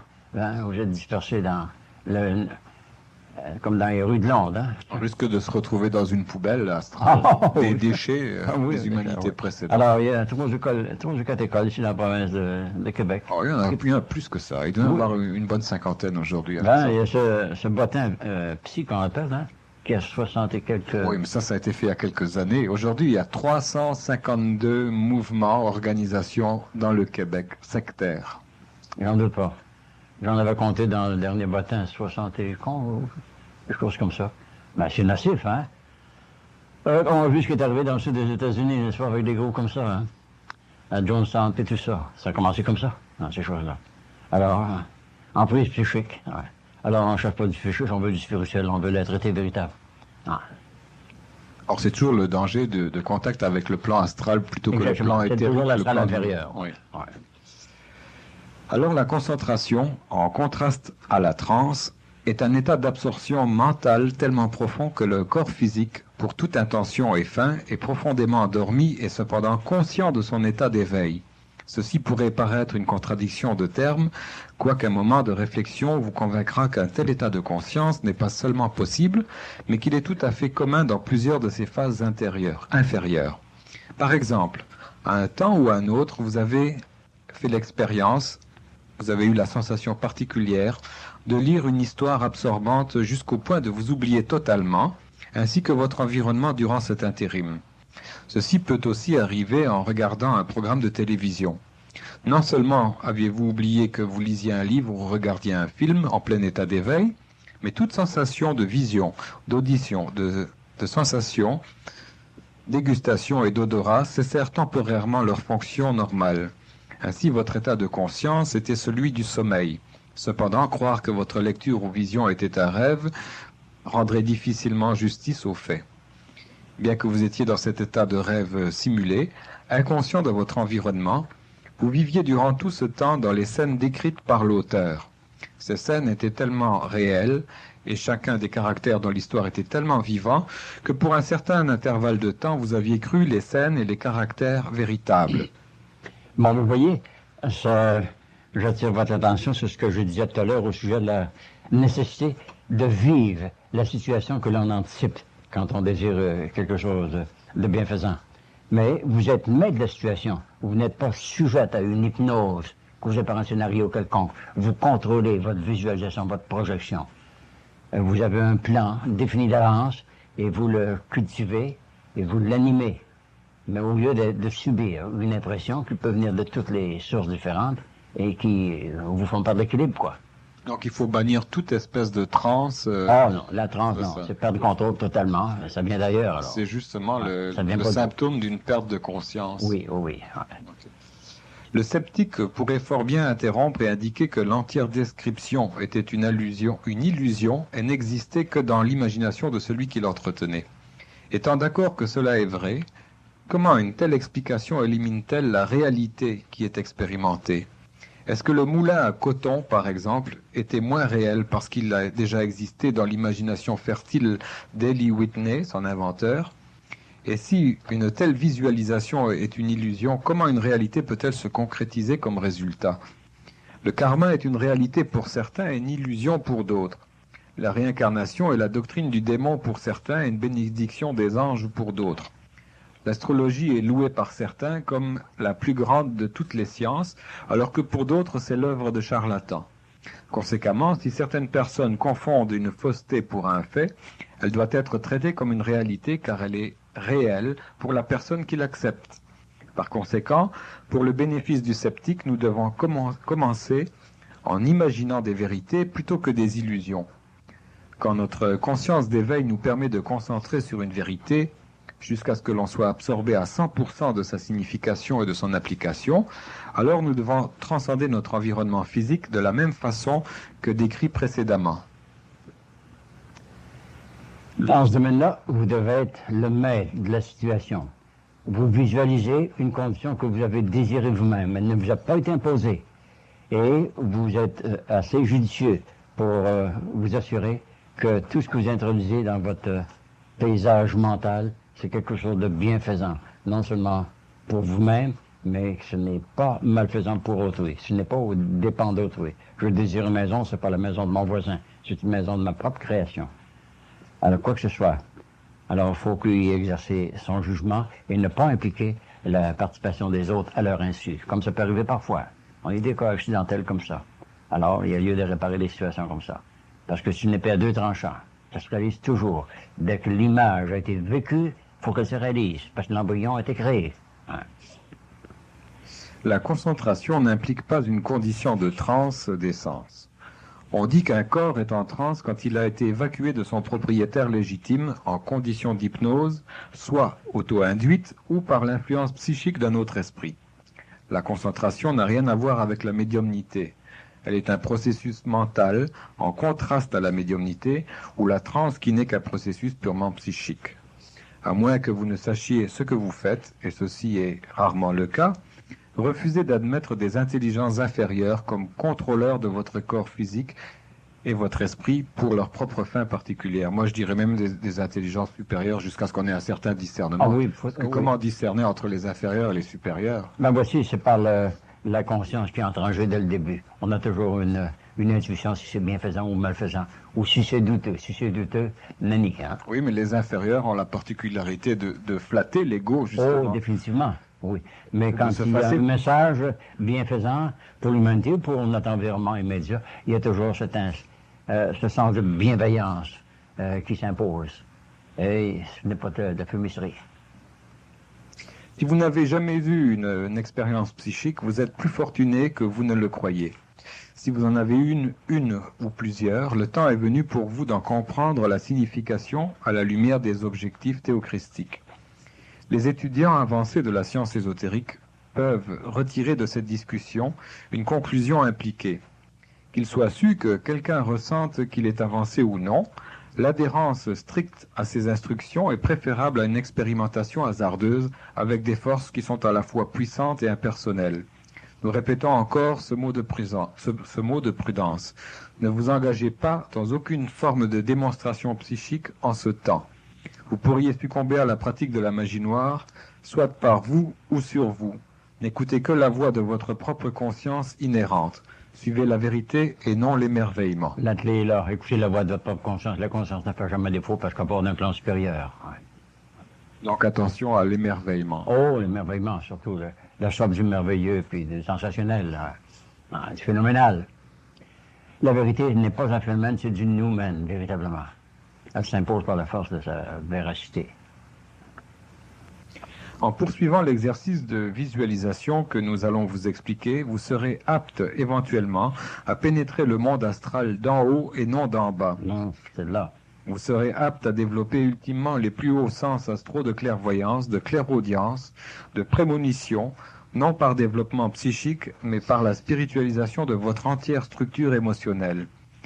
Un accomplissement d'un si haut caractère implique de tels concepts, et les énergies comme la Kundalini, les chakras et l'Antakarana, dont le tout vous sera expliqué dans les leçons subséquentes de cette instruction. Toute énergie est la même à la base, mais seulement quand elle demeure dans la base, dans la zone astrale d'influence inférieure, alors les effets sont toujours néfastes, ou du moins ont tendance à le devenir. Alors que dès que vous l'avez sublimé, alors les résultats sont non seulement satisfaisants, mais bienfaisants.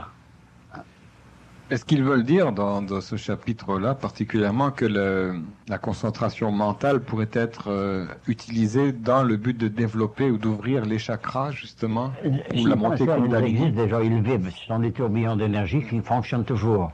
Mais seulement leur tendance est de fonctionner en ascendance. C'est pour ça que l'on recommande cet exercice, de devenir conscient de l'énergie en ascendance. Vous partez de l'énergie tellurique, l'énergie du sol, et vous la faites monter tout le long de l'arbre de vie, afin qu'elle atteigne le centre christique et le centre chakra coronal, au lieu de concentrer sur le plexus solaire, proprement dit, afin qu'elle puisse se distribuer habituellement dans la zone génitale. C'est ce qui arrive dans le corps contraire.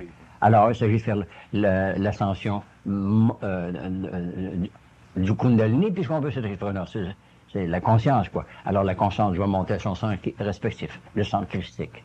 Alors, quand elle atteint le centre christique, il n'y a plus de danger qu'elle redescende dans l'enfer, dans les parties inférieures. Quels sont les chakras qui sont arrivés à ouverture, à fonctionnement aujourd'hui dans la cinquième race Aina, racine? Sahasrara. non, ça sera Anahata fonctionne déjà. Hein. Vishuddha, on commence par Muladhara. Muladhara chakra. Oui. Alors, en termes chrétiens, là, catholiques, Ben, en le- endocrinologie, oui, c'est l'ampituaire, de l'empinnéal, oui. l'hypophyse et tout cela. Et ils ont une nomenclature, c'est de l'endocrinologie, de l'endocrine, on appelle les glandes endocrines. Mais puis les chakras, ben, c'est simplement ces tourbillons qui multiplient leur vélocité à mesure que l'on dirige l'énergie vers ces endroits-là. Mais le plan idéal à atteindre le plus tôt possible après l'âge de puberté, c'est le centre christique. Alors là, il ne peut plus jamais redescendre. À l'âge de puberté, on lui donnait, il y en a qui ont certainement vu ça, qu'on lui donnait un petit scapulaire qu'on appelait un Agnus Dei, qui représentait un cœur en feu. Oui. Non, n'est-ce pas? Et ça voulait dire que l'élan vital devait se localiser au cœur, dans la zone cardiaque, au lieu de rester dans le bas astral. Et tous les exercices de piété qu'on lui recommandait à ce moment-là visaient à développer le culte du Sacré-Cœur, le cœur en feu, le cœur ardent. Alors, là, quand on atteint ce moment-là, après l'âge de puberté, là, il n'y a pas d'erreur, ça va toujours aller en ascendance. Puis quand ça atteint la gorge, c'est le centre créateur, et là, le centre visionnaire. Et les facultés qui se développeront, naturellement, ce sera soit la clairaudience ou la clairvoyance, ou la transition transcendantale, la psychométrie, quelque chose comme ça. Mais là, vous avez passé le point dangereux. Et quant au plexus solaire, ben, il fonctionnera toujours pour fournir l'énergie au centre christique. Vous pouvez expliquer c'est quoi la psychométrie? Psychométrie, ça consiste à être tellement sensitif que vous pouvez, en prenant un objet, par exemple, sentir l'émanation de la personne qui l'aura manipulé. Vous savez qu'un chien, par exemple, a beaucoup de flair. Alors, vous lui donnez un gant parmi une multitude d'autres gants de même aspect. Il va déterminer celui que j'avais porté parce que l'émanation de ce gant-là est la même que celle qui émane de vous. Hein? Alors, la psychométrie consiste à pouvoir détecter l'identité qui est entre l'émanation d'une personne et la personne même. Ça, c'est la fonction principale. On peut donc avoir accès à toute l'histoire de l'objet aussi, définitivement, de ses oui. propriétaires. Oui.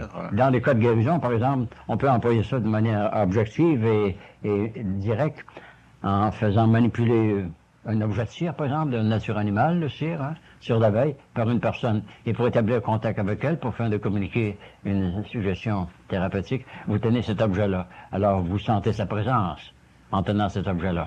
Parce que cet objet de cire a été émané de sa présence, de son essence. Hein? Alors, toutes les substances animales, de la laine, de la cire d'abeille qui est animale, on a même essayé ça avec des perles, qui est de la nature animale. On pense qu'une perle c'est métallique, c'est faux, c'est animal. Alors, va émaner la même longueur d'onde que la personne qui l'a rapporté. D'ailleurs, c'est aussi peut-être la raison pour laquelle on utilisait du parchemin végétal pour faire les, comment est-ce qu'on appelle ça, les pentacles. Les pentacles, oui, justement. Les pentacles, oui, ces choses-là. Oui. Alors, il y a des substances comme ça qui sont plus psychoplastiques, qui reçoivent l'émanation humaine ou animale aussi. Hein. Alors, ça, c'est justement ça qu'on appelle la psychométrie. Ouais. Mesurer psychiquement la qualité des objets. C'est un flair qui est total, il vient des mains, parce que, comme je disais tout à l'heure, nos mains sont véritablement des antennes, puis non seulement ils peuvent émettre, mais ils peuvent aussi capter des ondes dans des personnes, puis identifier des ondes avec la personne qui les aura émises. Donc une lecture psychique des vibrations d'une personne. Ce sont des vibrations. Par le support d'un objet qui lui appartient. Exactement ça, ou un témoin. C'est ce qu'on appelle habituellement un témoin, ouais. Ouais. Il y a bien des sciences qui se prévalent de cette faculté-là. Alors là, ce n'est pas du psychisme proprement dit, c'est simplement du paraphysique. Ouais. Est-ce qu'on va voir dans les leçons qui suivront là des exercices de développement des chakras Exactement, oui. C'est là que avec important. autant de détails, clarté que dans cet exercice. Oh oui, je vois comme c'est précis. Ouais. Ça devient de plus en plus précis. Mais je pense qu'à mesure que les gens se familiarisent avec le style et sa présentation, ils vont dire oui, ça mène quelque part. Quoique c'est tortueux un peu, mais après un certain temps, tout va se clarifier, soyez-en sûrs. La première chose essentielle en concentration est de placer les sens physiques dans un état de quiétude et d'assoupissement. Oui, pas d'hypnose, c'est là que le point important. Pas dans un état d'hypnose, de léthargie, dans un état d'alerte. Disons un état d'alerte. Oui. Il n'y a rien d'antinaturel à cette procédure. Chaque nuit, nous plaçons nos sens physiques dans un état d'inactivité et pour une période plus ou moins étendue, sommes inconscients de notre environnement. Aucune personne saine ne dirait que le sommeil est une condition de transe.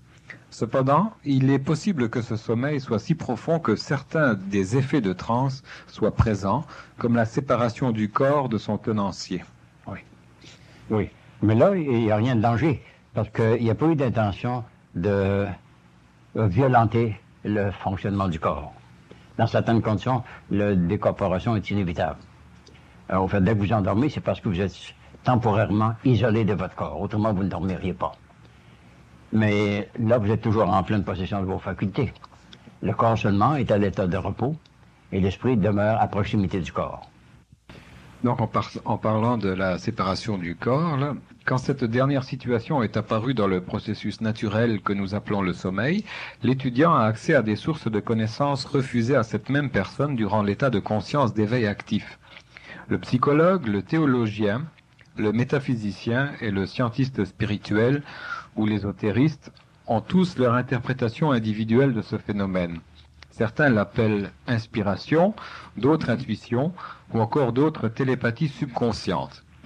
Quel que soit le nom qu'on veuille lui donner à ce stage de l'instruction, le fait demeure qu'il est possible pour quelqu'un de s'endormir le soir avec un problème insolvé et de s'éveiller le matin avec une véritable réponse claire et concise. C'est très bien, c'est ça que vous chargez votre esprit subjectif d'un problème quelconque et à la faveur du sommeil, il va se résoudre à votre insu pour se révéler dans toute sa lucidité à votre réveil.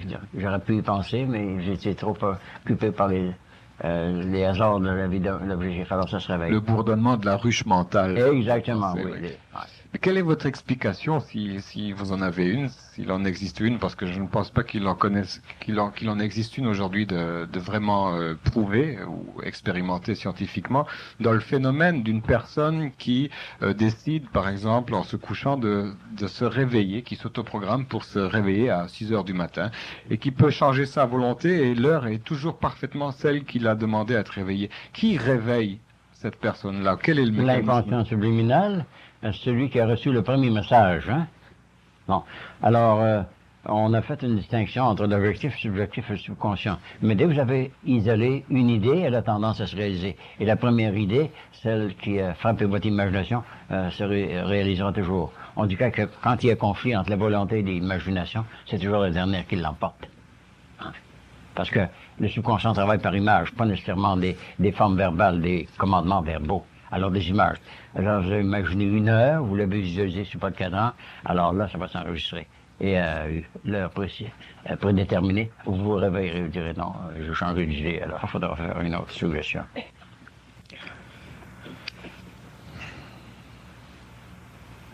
Quand cette dernière situation est apparue dans le processus naturel que nous appelons le sommeil, l'étudiant a accès à des sources de connaissances refusées donc à cette même personne durant l'état de conscience d'éveil actif.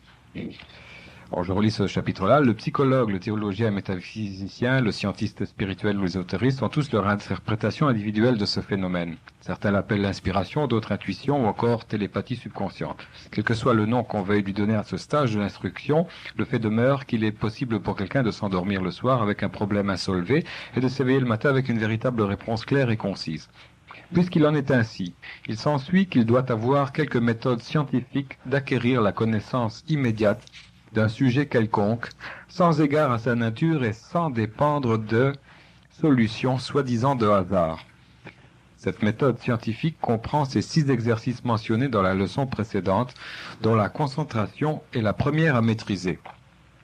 En d'autres termes, il est possible d'établir le même type de communication télépathique durant une concentration silencieuse, comme vous le seriez si vous alliez vous endormir profondément, tout en concentrant sur quelques problèmes difficiles. Toutefois, ce n'est seulement que durant une concentration silencieuse que vous pouvez contrôler avec quelques degrés d'efficacité les résultats que vous désirez. Alors le subconscient travaille toujours à votre insu, et il est infiniment plus sage que ce que vous avez retenu dans votre cerveau objectif de documentation depuis votre naissance. En plus ça, il y a accès à la mémoire de toute la race. Et on a des exemples dans le cas des inventeurs, par exemple, qui ont travaillé sur des problèmes pendant des semaines et des semaines, et finalement ils ont abandonné en disant « je remets ça entre les mains de la providence ou quoi, de l'homme collectif, de l'homme de la race. Et finalement, en se réveillant, ils avaient le développement de tout leur temps. C'était le cas de Nikola Tesla, qui en parle très savamment. Il a travaillé pendant des mois sur ce mur de lumière. Hein. Finalement, en se réveillant, un bon matin, il dit « Enfin, je l'ai, il est temps que ça se révèle. Hein. » Alors Tesla, bien d'autres aussi. Marconi avait la même chose aussi, parce qu'il était toujours en communication. Ouais. Il y a 3 périodes principales durant le jour qui sont favorables à la concentration. Un bon temps pour se concentrer est immédiatement après votre période d'étude. Un temps un peu plus favorable serait dans la soirée après vous être reposé. Le meilleur temps de tous est le matin, avant même de vous lever de votre lit. Et la combinaison des 3 vous apportera les résultats les plus rapides. Toutefois, sans égard à quelle méthode... Il y a une petite erreur là en tout cas. Sans égard à quelle méthode vous est la plus convenable, elle doit être suivie quotidiennement et à la même heure. Vous ne pouvez arriver à aucun progrès phénoménal dans l'étude ésotérique si vous procédez par intermittence ou ne considérez pas la nécessité d'une concentration constante. Constante et régulière aussi. La régularité d'exercice a beaucoup à faire pour imprégner le cerveau. Alors, un exercice, que ce soit une pratique musicale ou n'importe quelle autre étude, que l'on fait toujours à la même heure, toujours dans les mêmes conditions, aura un effet bien plus rapide que dans toute autre circonstance. Et le matin, au réveil, oui, c'est intéressant parce l'esprit est reposé, alors l'énergie est à son maximum. Et le cerveau émet des ondes alpha, puisqu'on n'est pas sorti encore du sommeil. C'est ça que le point. Alors, c'est d'ailleurs les dendrites sont neuves, précisément, oui. D'ailleurs, la raison pour laquelle les religions nous demandent de prier le soir avant de s'endormir, puis le matin au réveil, puisque c'est les 2 états alpha du cerveau, donc la porte est ouverte pour engranger ou prendre de l'information. Dans les exercices l'on fait la nuit, l'aude, les nocturnes, tout ça, c'était basé sur ces faits-là. Les conditions les plus favorables pour impressionner le subconscient, la nécessité d'une certaine technique. Puisque le sujet entier de cet exercice est de mettre les sens physiques au repos, il s'ensuit que la concentration implique la relaxation. Mais relaxer ne veut pas dire seulement trouver une position confortable. Cela signifie de relâcher toute tension musculaire et nerveuse.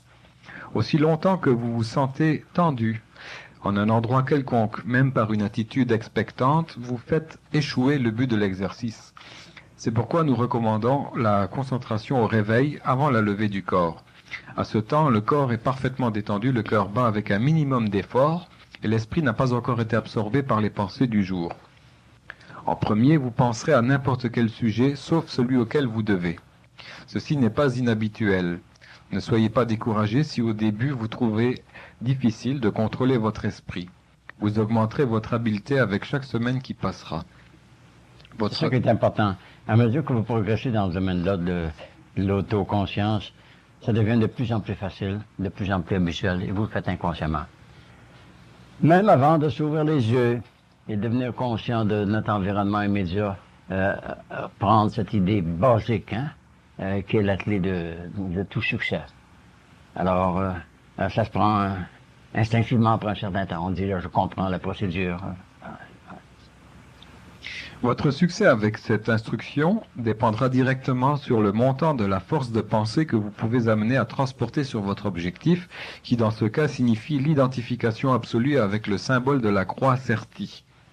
La beauté et la signification de ce symbole ouvrira des perspectives incomparables dans votre expérience du nouveau monde. C'est quoi cette croix sertie? Ah, j'en ai apporté une copie, je l'ai faite dessiner. C'est pas mal semblable. C'est une croix qui contient les 13 centres d'initiation à travers la planète, sortie de bijoux. Le centre christique est dans l'intérieur, la terre intérieure. Les autres sont les différents centres d'initiation qui sont distribués à travers la planète. Je l'apporterai ici, c'est indispensable.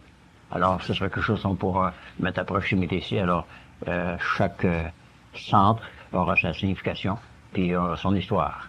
Une croix sortie de joyaux. Et je sais pas s'il n'y en a pas une illustration à la fin de ce thème-là. Je suis pas sûr. Je l'ai pas copié, je crois pas. Bon. Alors, j'en ai fait un grand, la grandeur d'un cadre, en couleur, Il y a des diamants, des saphirs. Bon, je vais relire ce petit chapitre-là sur la croix sertie, là, pour savoir, pour se rappeler à quoi ça sert. Votre succès avec cette instruction dépendra directement sur le montant de la force de pensée que vous pouvez amener à transporter sur votre objectif, qui dans ce cas signifie l'identification absolue avec le symbole de la croix sertie. Ok. Si vous voulez maintenant vous rapporter à la fin de cette leçon, vous trouverez un dessin de la Oui, croix mais c'est ça que j'ai fait agrandir pour en supposément. faire un cadre, justement, oui. Alors, je n'ai pas pu l'inscrire dans ça, parce qu'il était trop petit d'ailleurs. D'ailleurs, il n'était pas en couleur. Alors elle est appelée ainsi car cet emblème de l'école théocristique réunit 7 rubis rouges, 5 saphirs bleus et un seul diamant transparent de couleur blanche. Les rubis se trouvent dans la partie du bas, les saphirs dans les 3 parties supérieures et le diamant dans le centre de la croisée. Le diamant est la conscience christique, le centre christique proprement dit. C'est pour ça que je l'ai fait dessiner, alors je l'apporterai, dimanche prochain, je l'apporterai. Avec ces indications, on peut déjà en reproduire une. Oui. La croix elle-même devrait être de couleur or. Oui. Sur un fond violacé. Sur un fond violacé et puis un relief comme ça. Okay. Nous vous suggérons de prendre le symbole de la leçon et de le placer dans un petit cadre ou bien préservez-le pour votre usage. Nous suggérons qu'éventuellement vous preniez soit de la peinture ou des crayons afin de peindre ou colorier les pierres et la croix telles que décrites dans le paragraphe précédent.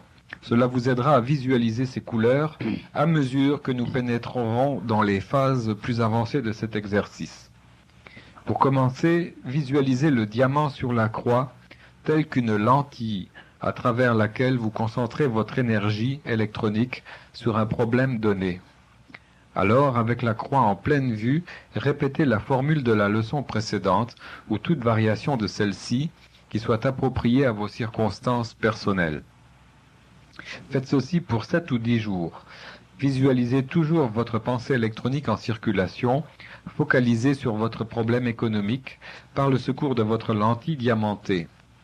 L'entourage constant du symbole aura un effet ennoblissant sur votre esprit, et à mesure que vous progresserez dans le travail, vos pensées surgiront de plus en plus pures jusqu'à ce que le problème sur lequel vous avez concentré disparaisse pour ne plus revenir. C'est précis, hein? C'est exactement ce qui arrive. Ouais. La solution se fait automatiquement et magiquement. Donc c'est un genre de catalyseur. Précisément. C'est ça? C'est l'équivalence de dramatiser le signe de la croix en reliant les forces d'en haut vers le bas et les forces des 4 coins de l'univers. Ouais. Alors, ça, on l'aura ici, puis on le laissera ici, il faudra forcément le laisser ici. Okay. Ne soyez pas découragés si les choses n'avancent pas aussi rapidement que vous le voudriez. Elles ne le peuvent seulement qu'en proportion de la pureté de votre circulation électronique.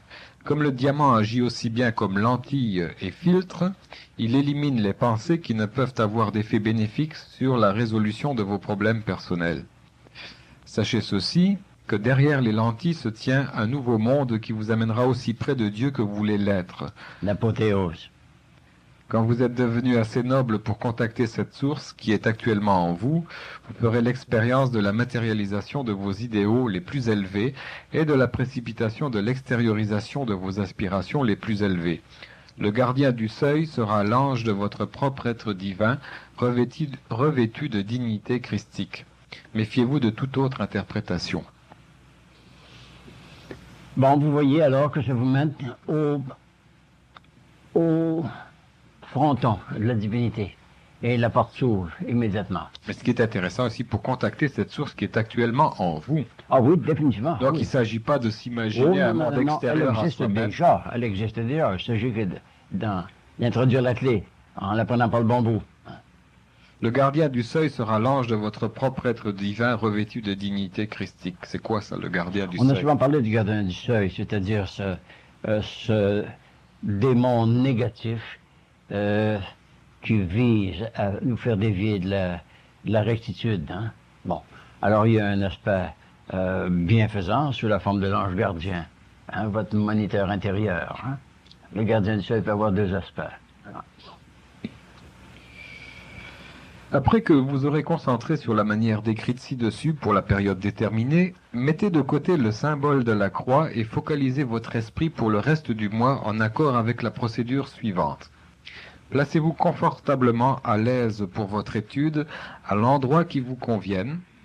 Baissez l'éclairage si nécessaire pour empêcher toute distraction et fermez vos yeux. Visualisez un fond violet absolument dense. La nuance de couleur est la même que la plus haute vibration visible du spectre solaire. Si vous doutez, consultez n'importe quelle bonne carte de couleur. On part d'infrarouge jusqu'à l'ultraviolet. L'ultraviolet, c'est le point le plus élevé du spectre solaire. Alors, on prend ce fond violet pour y mettre la croix. Alors, ça, ce sera indispensable pour ceux qui voudront faire le travail pratique. Alors, on donnera tout le matériel qui est nécessaire pour ça. Ce fond violet doit être considéré comme un écran akashique, qui dans un temps futur devrait révéler des scènes de vos vies antérieures. Mais pour le présent, il sera employé comme un moyen de focaliser votre concentration sur la croix sertie. Sertie de couleur, justement, de joyaux. Alors, vous trouvez ça étrange, n'est-ce pas, quand, à la faveur de cette méditation-là, parce que c'est une méditation, vous verrez subitement apparaître des clichés, des scénarios qui ont trait à votre vie intérieure, votre vie antérieure. Et vous direz, mais c'est comme c'est étrange, je n'ai jamais expériencé cette chose-là, cependant, j'y suis concerné. Alors, la porte sera vraiment ouverte à ce moment-là. Quand vous êtes en mesure de visualiser cet écran violet pour plusieurs secondes, alors matérialisez graduellement la croix sertie exactement comme montré par le symbole. Commencez par visualiser les bijoux, en premier lieu les 7 rubis, en second lieu les 5 saphirs et finalement le diamant. Visualisez la croix comme étant composée de l'or métallique le plus pur et les bijoux comme étant les plus fins et les plus élégantes pierres précieuses.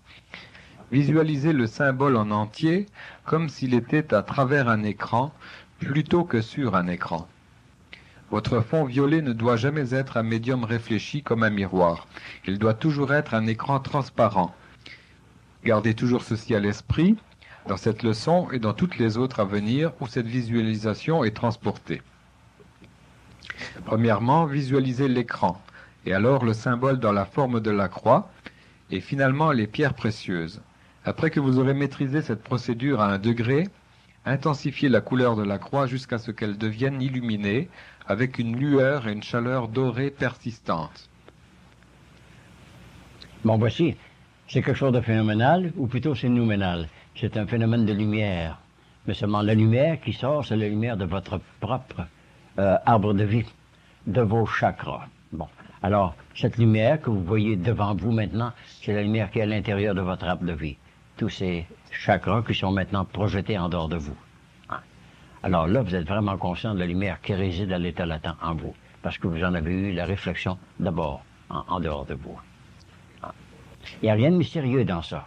C'est tout à fait naturel. Intensifiez l'éclat des rubis et des saphirs jusqu'à ce qu'ils éclatent en une flamme incandescente.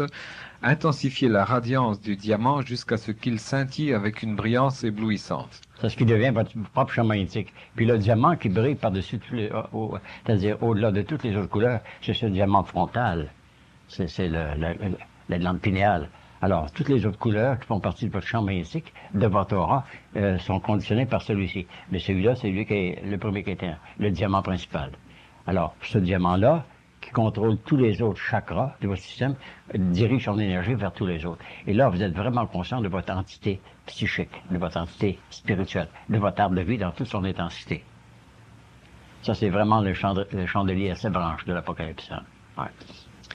À la fin, encerclez le symbole entier avec un halo de feu argenté. Oui. Ça, c'est le corps éthérique proprement dit. Il est blanc, un blanc argent comme du mercure, mercure mobile. Maintenez cette image dans votre esprit jusqu'à ce que vous commenciez à vous fatiguer. Quand la fatigue apparaît, vous avez atteint la limite de votre concentration. Laissez votre travail de côté pour la soirée et reposez-vous. Après que vous aurez maîtrisé la construction mécanique de cette croix sertie, concentrez sur le diamant, aussi loin que votre capacité vous le permettra. Il a 12 facettes visibles et une 13e cachée, symbolisant les 12 départements et fonctions de l'ordre divin.